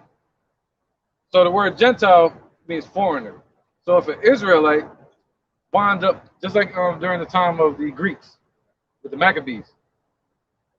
If an Israelite follows the ways of Africans, or follows the ways of Caucasians, or follows the ways of the Chinese, same people on the earth from back then. You know what I mean? If they follow those ways, they become what? Foreigners. They become strangers to their own nation. You see that? So Paul was sent to bring back those people that were Israelites that became foreigners. You see that? So not to new people, not to Esau, not to Ishmael, you know what I mean? All these nations, but he's saying, yo, go back and bring back the people that I scattered. Okay. I cast them away and I go back, bring them back. Yeah. That's what's happening today. We were Gentiles. We were born in America, calling ourselves black, African, all this different stuff. So we were like Gentiles. You see that? So without the office of Paul being magnified, we would not be here to speak to you today in this truth. See that? So we were brought back to our right state of mind. Yeah. That goes into Ephesians, I think it was, right? Without Yahweh. Yeah, without Ephesians chapter 2. Yeah, somebody get it on deck just in case? Yeah, the latter part of Ephesians chapter going into chapter 3 talks about the mystery of the gospel. Yeah, the mystery. Being for the inclusion of the Gentiles. The Israelites. Well, in the chapter 2, you see that it's not just for those who have been acquainted with the covenant. It's not just for Israel, the people of the covenants of promise, but now by the blood of the cross, those who were far off are brought near. Right, how were they far off? Let's see. And in the place of the two men, the Gentiles and Israelites, who are different ethnically, you know, right. One was given covenants of promise, one was not. Yeah. Now they're made one. Right. You know, the wall. In fact, it says the wall of hostility is broken down in Christ, and the two now become one. Yeah, well, no. Well, this is the problem with that. I'm gonna explain it to you. I mean, it's just what the text says. I understand, but you got to interpret everything. Ephesians 2 and what? Matter of fact, let's get to the point. Can somebody get this real quick? Revelations 21 and 12 and 10. Straight to the roof. Yeah, let's get to that. Then we'll probably backtrack. This is the book of Revelations 21 and 10. Now, please tell me where any other nation can make it into this. Go ahead. And he carried me away in the This is spirit. Revelations. It's like the end. You know what I mean? Go ahead. And he carried me away in the spirit to a great and high mountain, and showed me that that great city, the holy Jerusalem or Jerusalem, descending out of heaven from Yahweh, having the glory of God, and her light was like unto a stone most precious, Right. even like a jasper stone, clear as crystal, and had a wall great and high, and had 12 gates. 12 gates. And at the gates 12 angels, and names written thereon, which are the names of the 12 tribes of the children of Israel. So, that's the gates into heaven. That's the gates into the kingdom. So, where's Esau's name on them 12 gates? That's not a 13th gate. It's not no Ishmael gate. You know what I'm saying? So we can talk about all this adding in and but if you go to the end point where the Lord said He's going to deliver and take them into their kingdom, He said it's only set up for 12. That's it. So they're the only ones going to be brought back. Yeah. So I would have I'd have to look into the for the context. Thank you for talking. Yeah. Now let's get back to where we were. Just because time. There are a few of the texts, and I don't want to take up the time. No, I'd love to talk. Yeah, go ahead. Bring that up. Ephesians 2 and what? 2 and 11. 2 and 11. It's Ephesians chapter 2, verse 11. You're not taking our time. You good, bro? This is what we out here. I'm Christian, by the way. Christian? Yeah. Oh, that's funny. Christian Paul. Crazy, man. Funny. Everybody's calling me. He snuck that one in. Hey, you know what I mean? But my name is Harold One. Try to remember it. That's on you. Yeah. Okay. Harold One. Harold One, man. Harold One. Yeah, everybody always say heroin. So you are a heroin. I appreciate your time. But it's Ephesians chapter 2, verse 11. Wherefore, remember that ye being in time past Gentiles in the flesh, who were called uncircumcision by that which is called the circumcision in the flesh made by hands. Are you understand what that's saying right there? Yeah, I'm pulling it up. You got King James. King James original version. No, you good. All right, so do you understand what that's saying right there? Because that scripture right there tricks a lot of people, and it could be misinterpreted. So read it again one more time, Zariel. Ephesians chapter 2, verse 11. Wherefore, remember that ye being in time past Gentiles in the flesh, who are called uncircumcision of the past.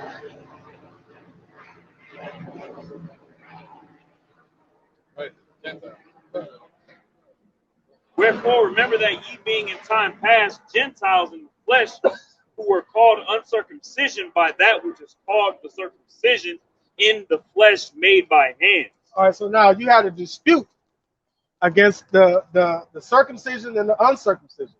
All right, so you had a time period, the Hellenistic time period of the Jews, where they were Hellenized by following after Greek custom. So what did the Pharisees and Sadducees say? They are the Gentiles. We don't deal with them because they don't go according to the law. But Paul was saying, all right, but Yahweh Shai was crucified so they could be brought back in. That's the grafting in of the Gentiles. And it all goes back to Isaiah chapter 11. Yeah, not physical circumcision, but circumcision of the heart. Right. Yeah.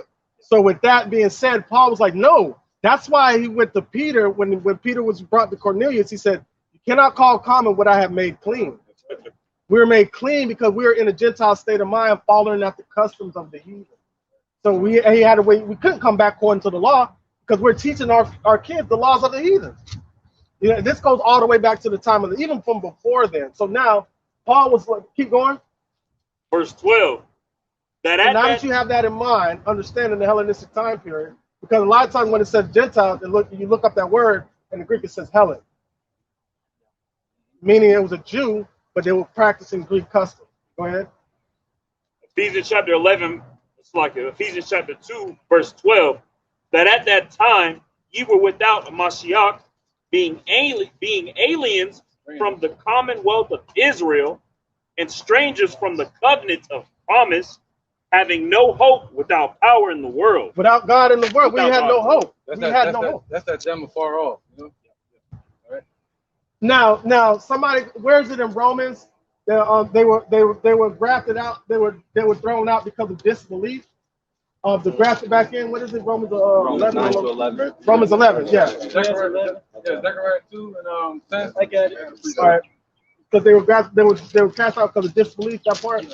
All right. Bring that out real quick for my control. All right, this is the book. Is it cool if I get your thoughts on something real quick? Okay.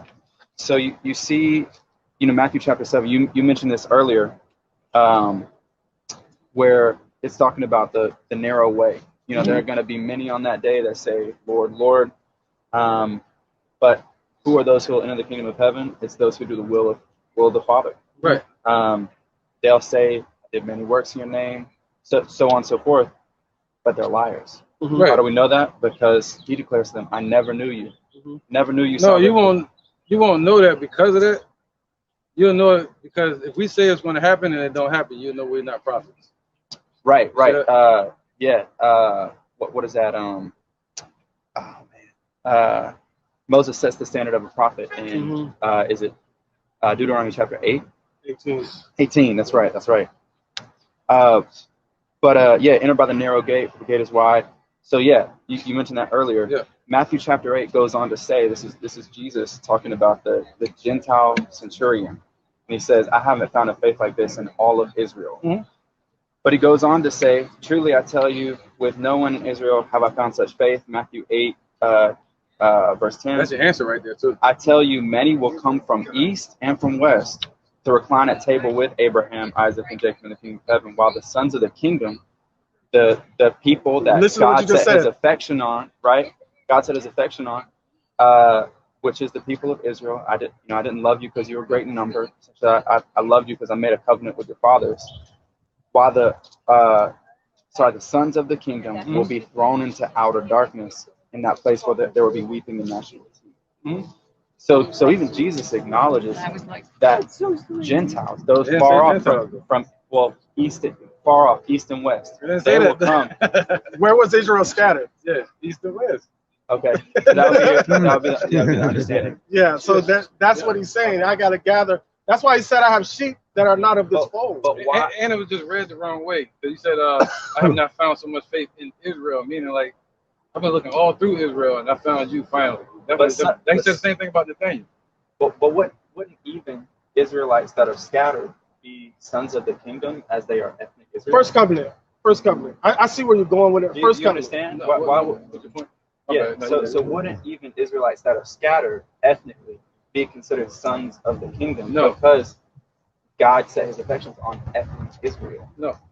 No. He said not because they're all seed of Abraham. Somebody get that? How are they scattered? There you go. Where is that? Romans 9. That's where I'm at. Yeah, somebody get that real quick. I'm gonna break it down. Good points, man. I just want to show you. Yeah.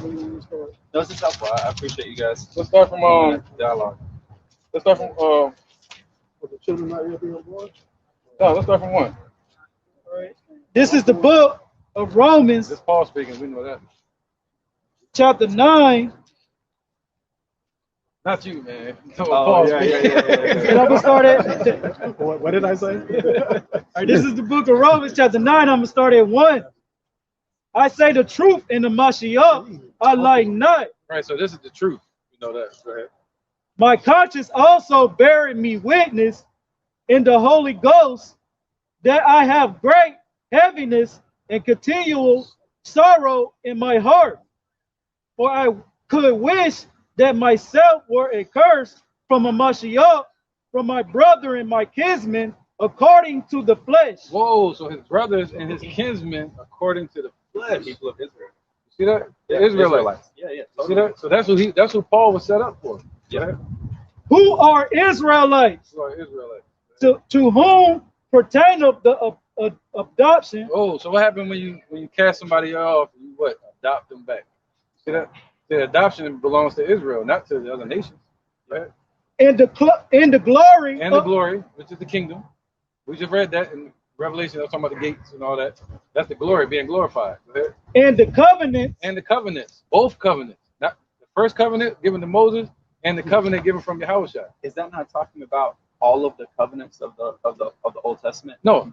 Namely, Abrahamic new covenant, Davidic covenant, the promise of the new Jeremiah.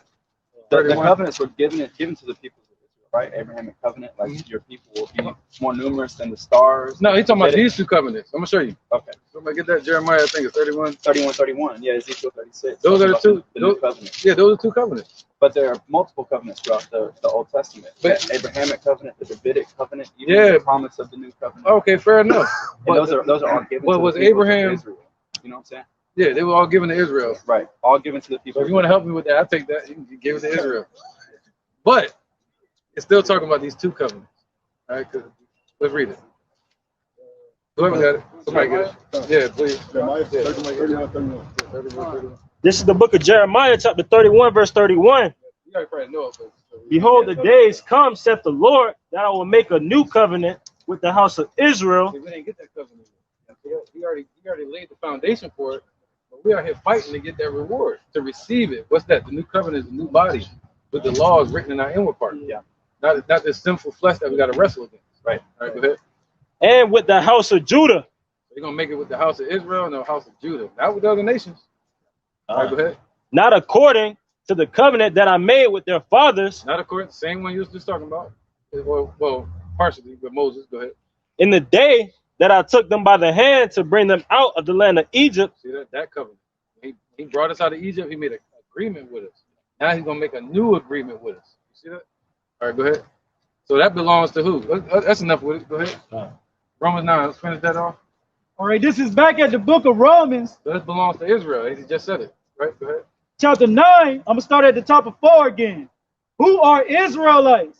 To whom pertaineth the adoption and the glory in the covenants, in the giving of the law, in the service of the Most High. The service of the Lord, that means coming out here doing his work and teaching.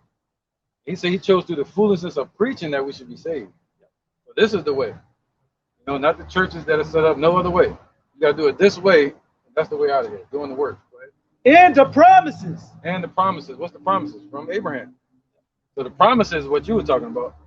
The promises were given to Israel. All the promises from Abraham, Isaac, Jacob, all of that landed on Israel. That's the promise of the kingdom. Promises of us to be as the sands of the sea. And that only a remnant was going to be saved. See that? So where are the other nations fitting in the remnant? Yeah. You feel me? Yeah. He said 144,000. And 1/3 of the men. I do agree with you that the 144,000 are the Jewish remnant. I 100% agree with that. How the Jews in the latter days will be the evangelistic witness. But they ain't gonna all be dark skinned. That's what I'm trying to tell you. We're gonna be scattered everywhere. So you might go over to China from all kindreds of the earth. See that? Scattered everywhere. You might find some Israelites over there. You feel me? Some Filipinos.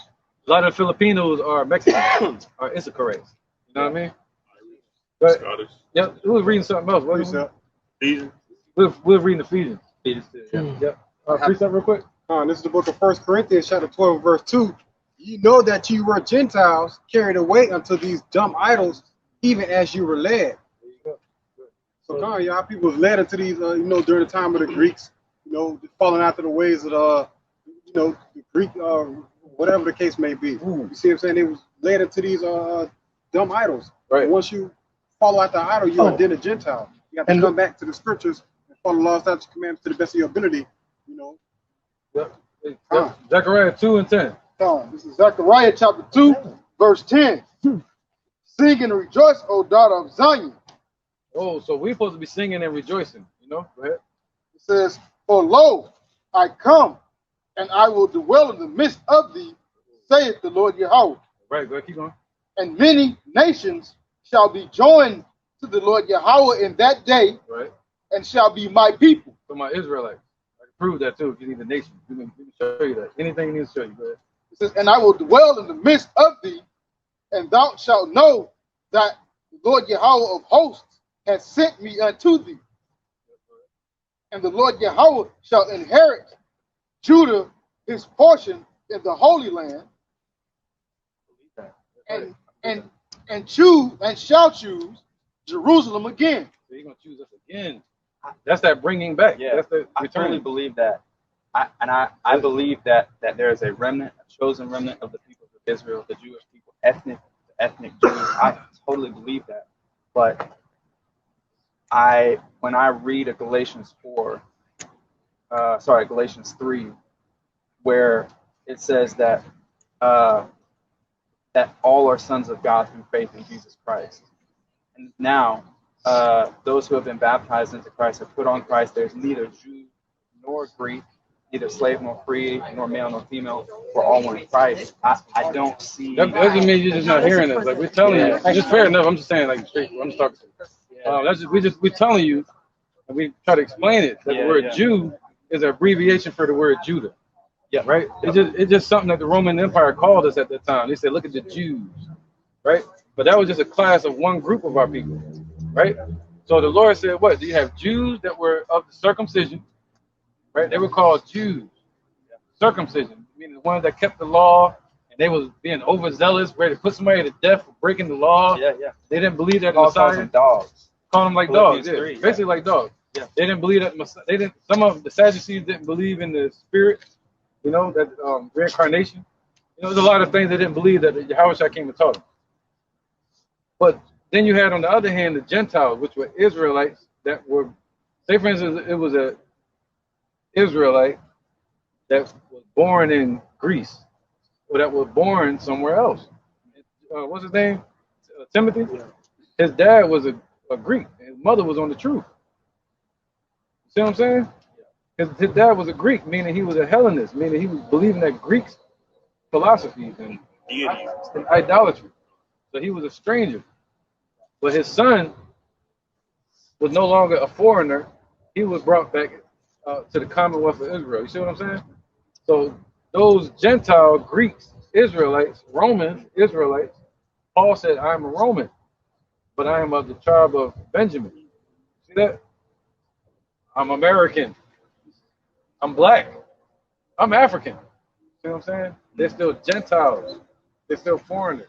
But once they know about Yahushua, they're no longer strangers from the Commonwealth of Israel. They're brought back to being Israelites, not Jews.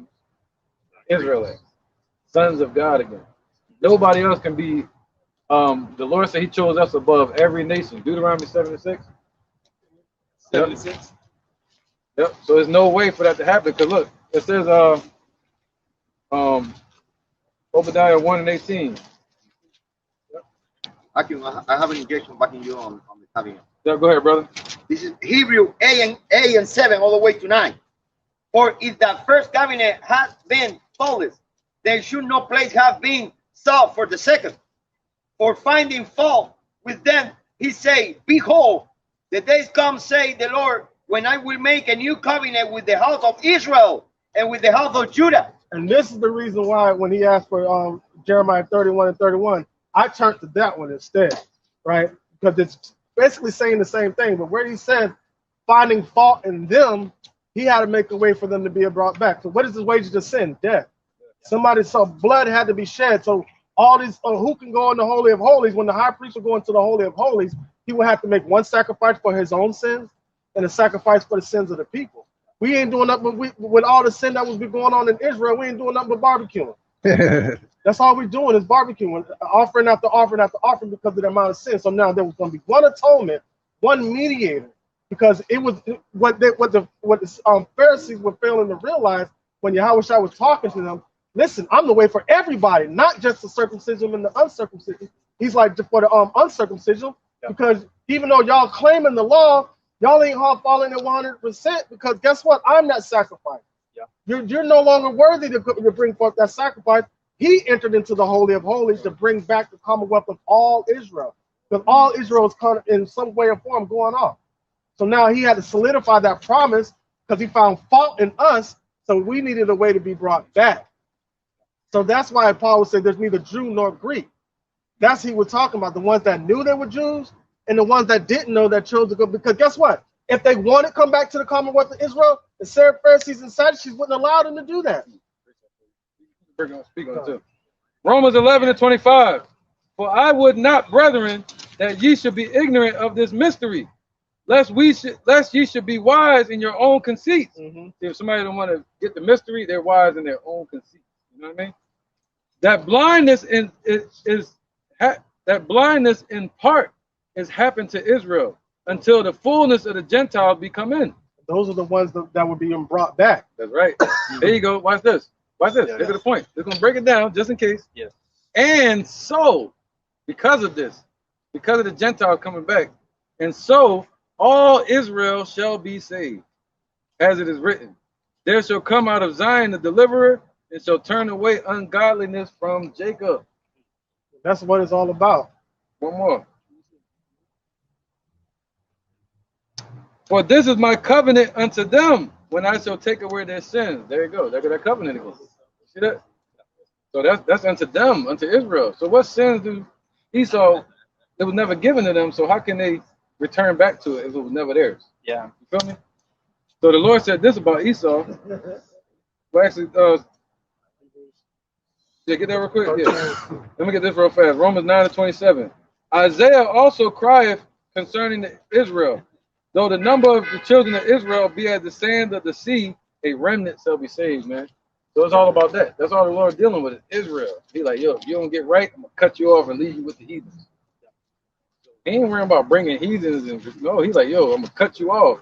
I'm going to take in a few. Yeah, I guess my understanding of that word, Gentile. Yeah, it just was off a little bit. Well, yeah. Now, not coming at you, but it is. I want to. Foreigner. It's there. I want to study some more, and I appreciate you guys. But it's not a nation. It's Gentile is foreigner. Yeah. The foreigner is.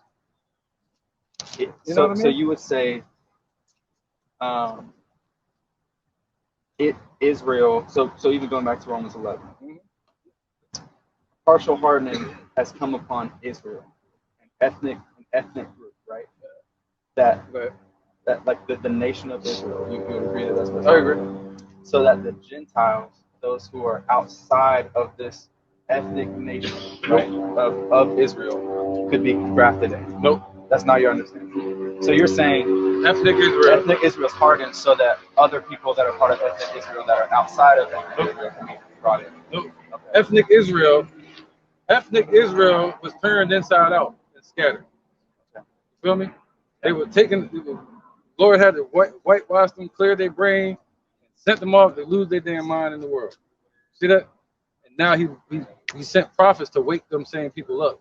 Say, hey, remember, he's I'll bring you into remembrance. Remember, then I'll bring you back to me. That's it. Two ethnic Israel. Hey, you're an Israelite. You're not this, you're not that, you're not American, you're not African. Your bloodline goes back to Israel. You need to wake the hell up. Come back to the laws as best you can. And turn to Yahushua. He's the way back to the Father. Right. Right. So ethnic Israel was scattered, and they're the ones that could be brought back. Yeah. You see the difference in our. I just want to show you so you see it. So you know the solid. I think I understand a bit more. Yeah. But I just want to make a point that when you said scatter, you got to understand how the Israelites were scattered. According to the book of Deuteronomy 28, the Israelites were scattered on slave ships. So that's why we say we Israelites, and that's why we say, we point to the 12 tribe chart.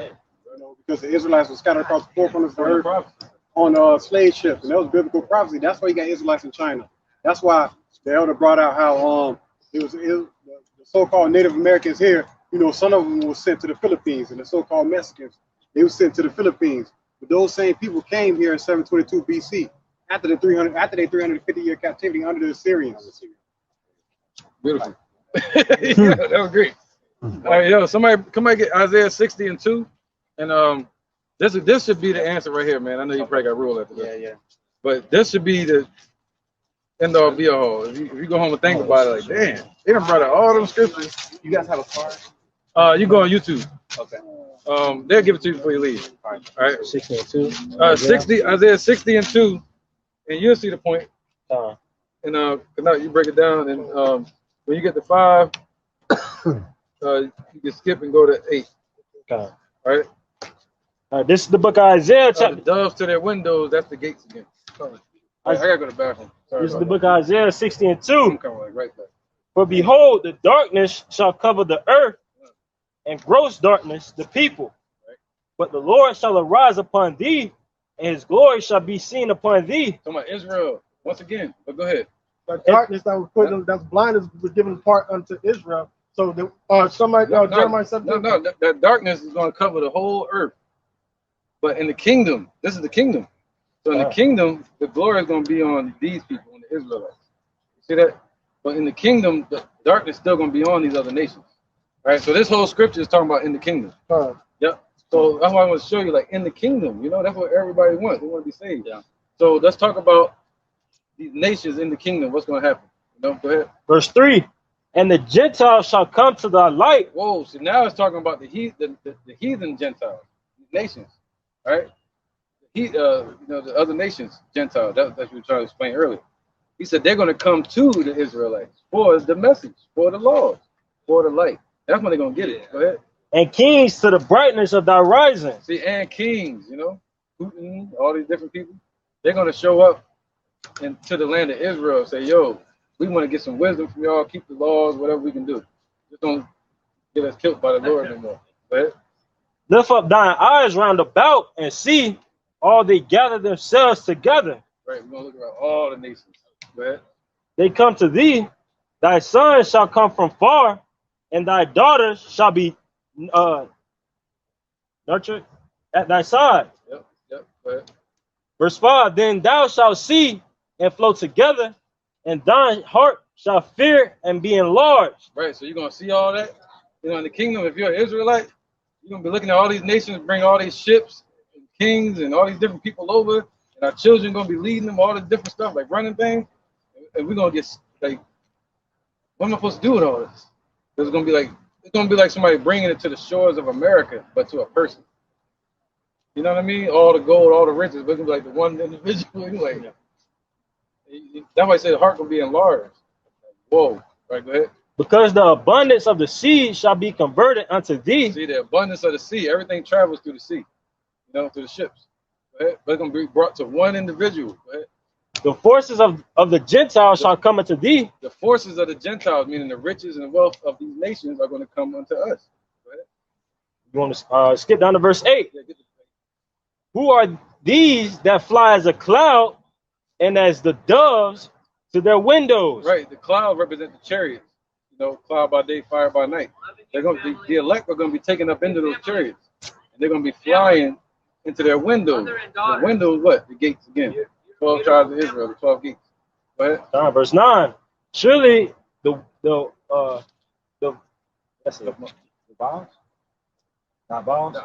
isles shall wait for me. Whoa, the island's gonna wait. Go ahead. They're gonna be waiting for you outside your house. And you sleep. There's gonna be ships all out there waiting to undock. Go ahead. And the ships of Tarshish first to bring thy sons from far, their silver and their gold with them, unto the name of the Lord thy power, and to the Holy One of Israel, because he have glorified thee. This is going to happen in the kingdom. All the nations, our children are going to be going out and bringing them to us. Our children are going to be leading the animals, all kind of stuff. Go ahead. Verse 10. And the sons of strangers shall build up thy walls. What? The sons of strangers shall build up thy walls. The sons of strangers. You know, they're going to be building in our kingdom. We have to build in theirs. You know, they're going to build in the righteous kingdom for our Lord, Yahweh.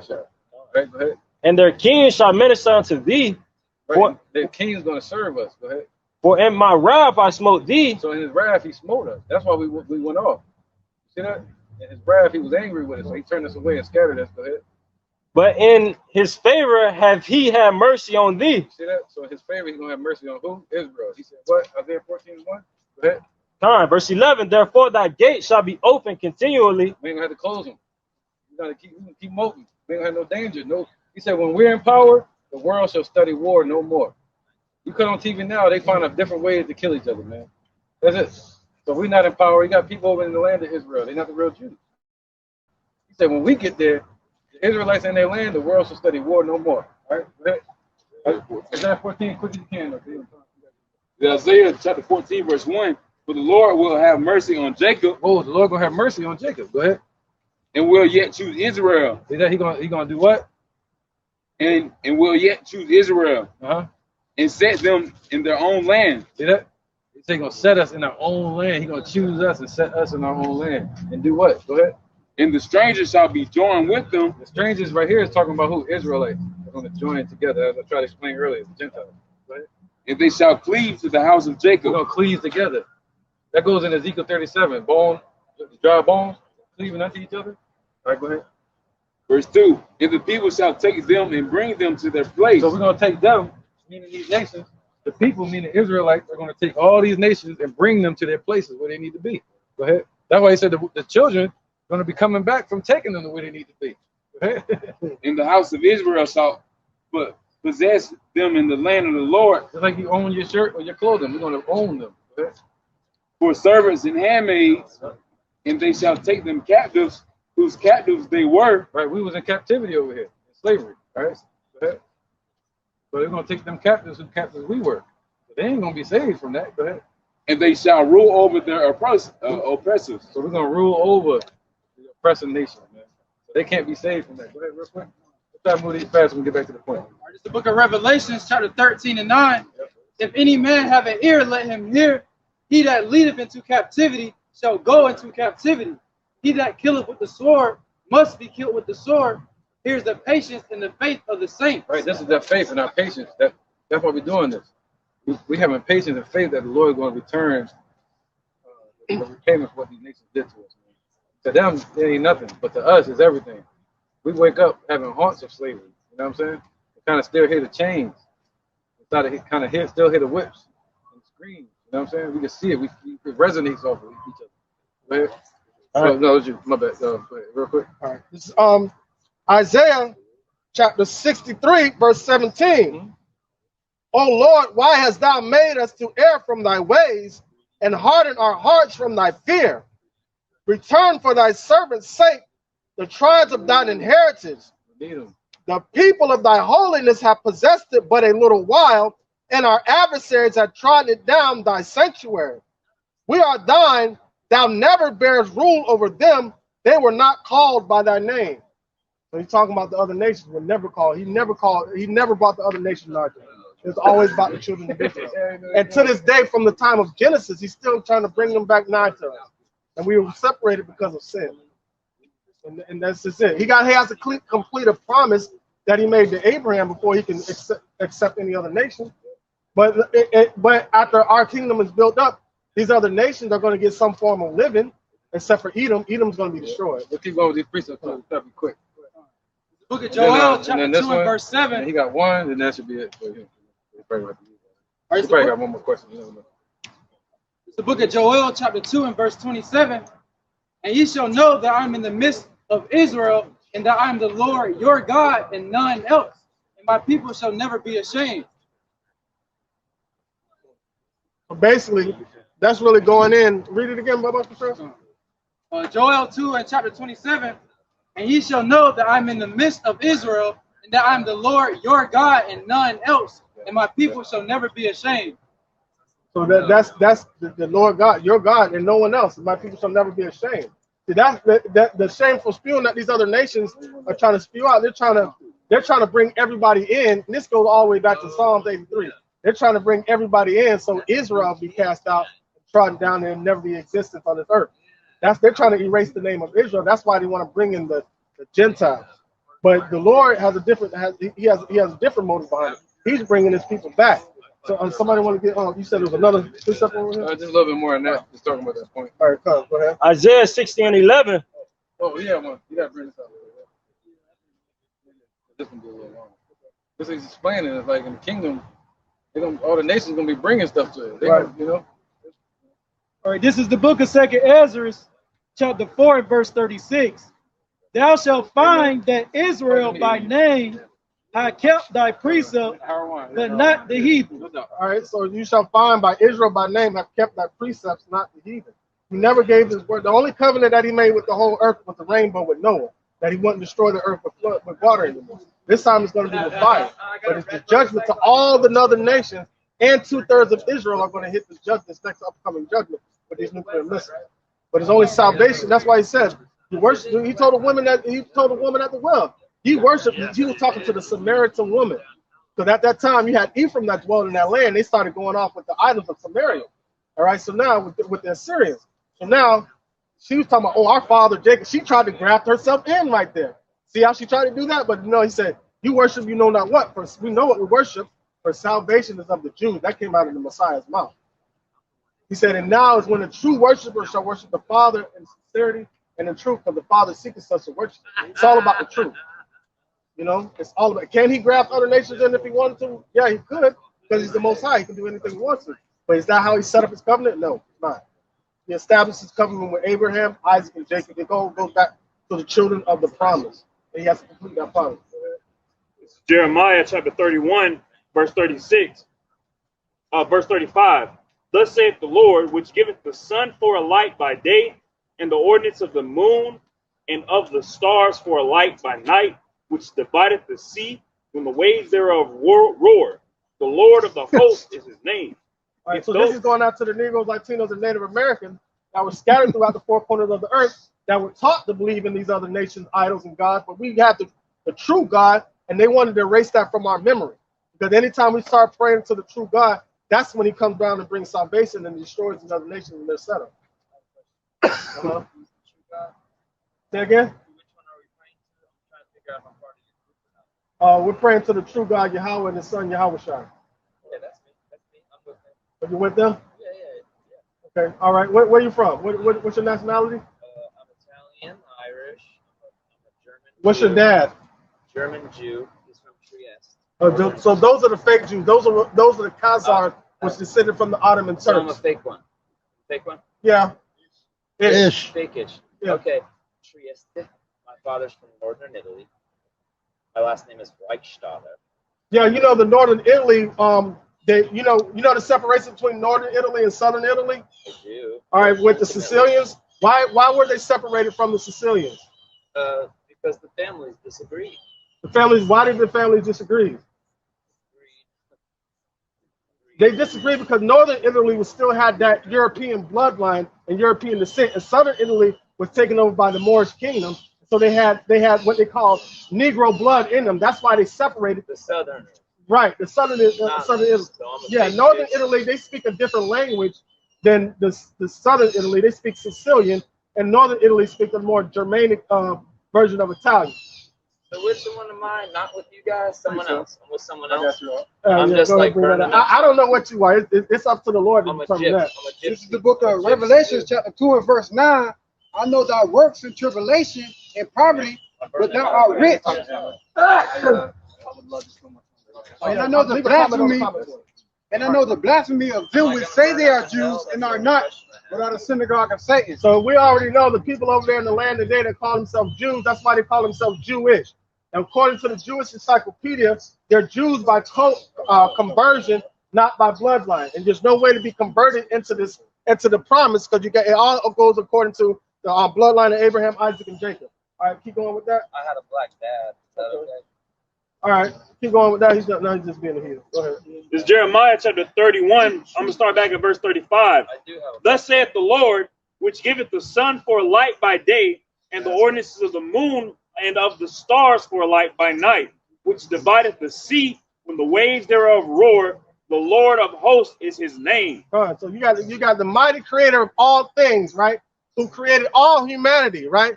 But then he created a little sanctuary for himself, for his spirit to dwell in, and that was the children of Israel. Go ahead.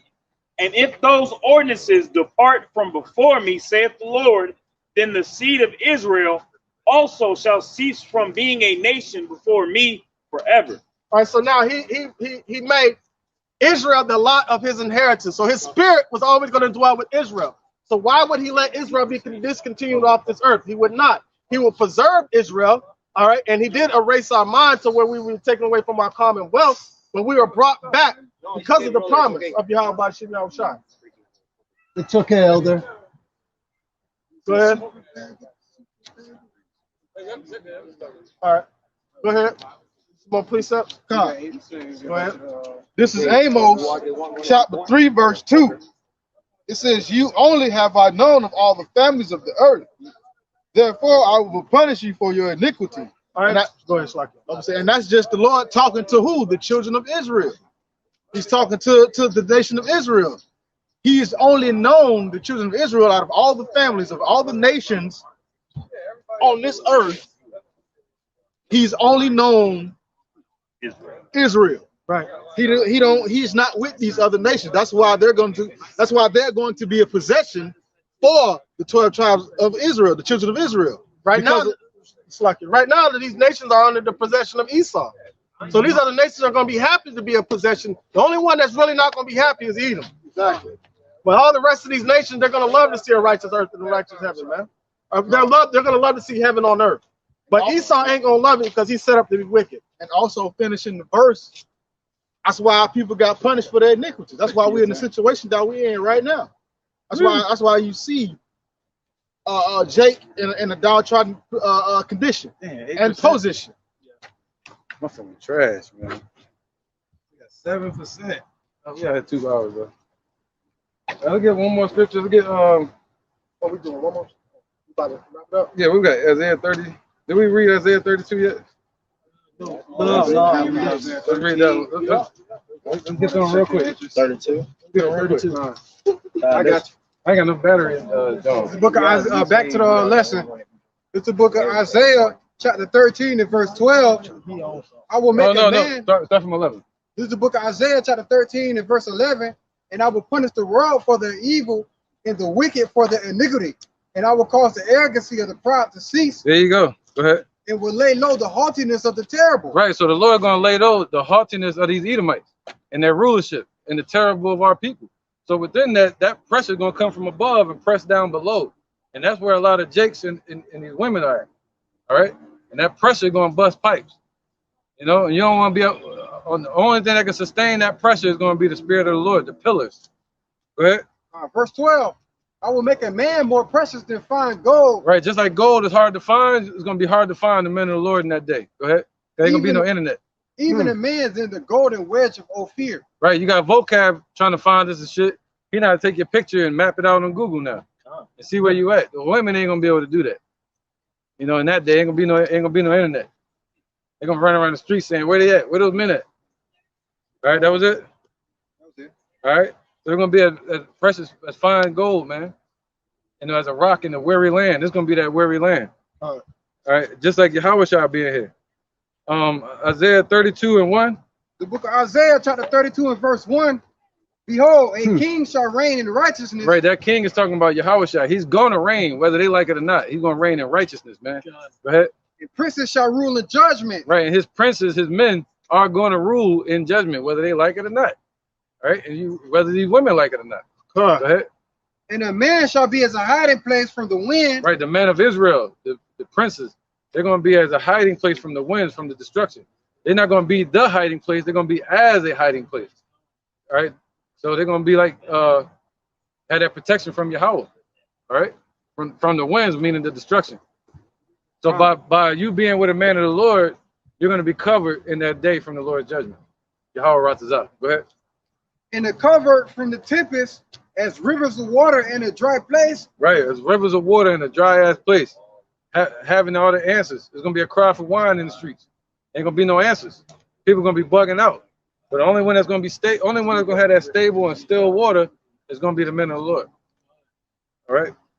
They're going to be able to quench their thirst. Go ahead. That's the shadows of a great rock in the weary land. Right, so we're going to have the shadow of Yahweh Shai, the shadow of Yahweh. We're going to abide under the shadow of the Almighty in this weary land called America, even in Europe, all over the world.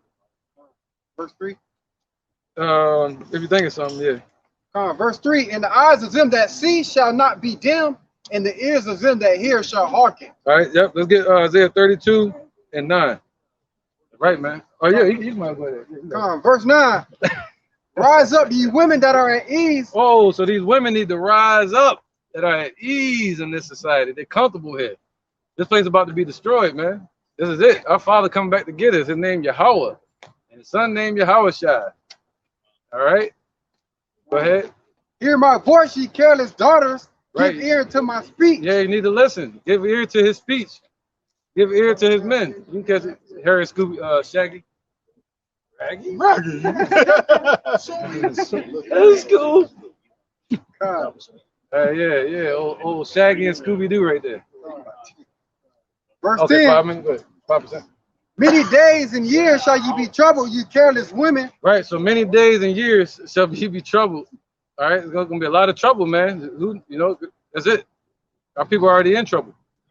You know, careless daughters, man. That's careless. Time for to wake out of sleep. Go ahead. For the vintage shall fail, the gathering shall not come. Right. Good point. The vintage shall fail. The gathering. What's that? Everything they're hoping and investing in this society is not going to show up.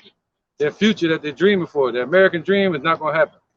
You know, even if it does happen, it's going to be taken from them. Go ahead. Verse 11. Tremble, ye women that are at ease. They be troubled. They should be in fear. They should be trembling. Go ahead. Ye careless ones, strip you and make you bare. Right. Strip them and make them bare, man. That means all the jewelry, all the costly stuff they spending, all the mascara, all the hair stuff they buying, the hair products. Candy bags. The masculine women, all that's about to be done away with. All right. And gird sackcloth upon your loins. Right. They shall lament for the teeth, for the pleasant fields, and for the fruitful vine. G.I. Jane right here. You can catch it.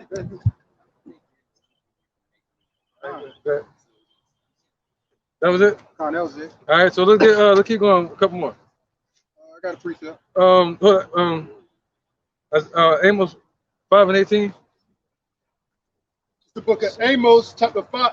We got that already, but I'll bring it out. Oh, no. We did Galatians already, too.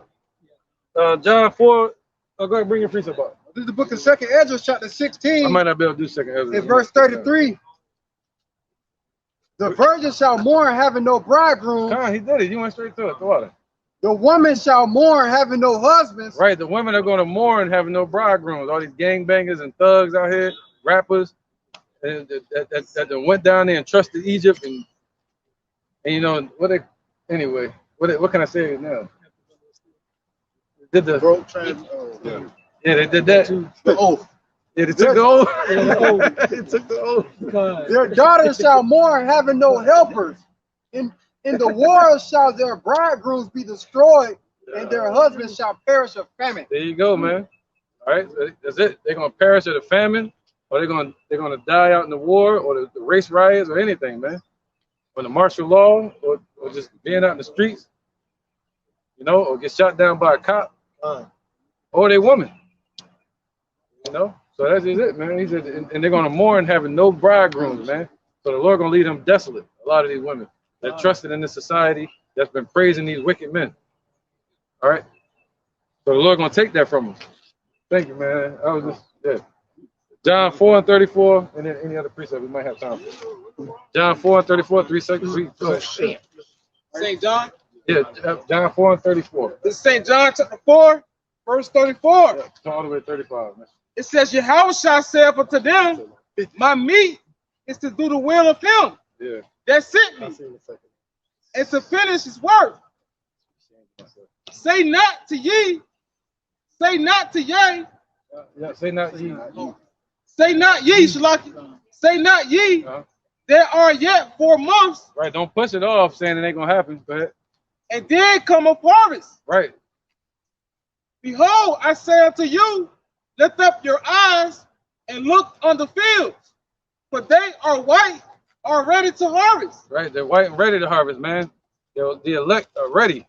You know, go ahead. And he that reapeth receiveth wages, and gathereth fruit unto life eternal. There you go, man. That both he that soweth and he that reapeth may rejoice together. There you go. So we're gonna be rejoicing together. If you want to rejoice with the men of the Lord and Yahweh Bashem Yahushua, these women, that rejoicing needs to start now. But when all hell break loose, it's gonna happen anyway. We just speaking prophecy. You know, this is gonna happen. You know, the natural chemistry is gonna happen.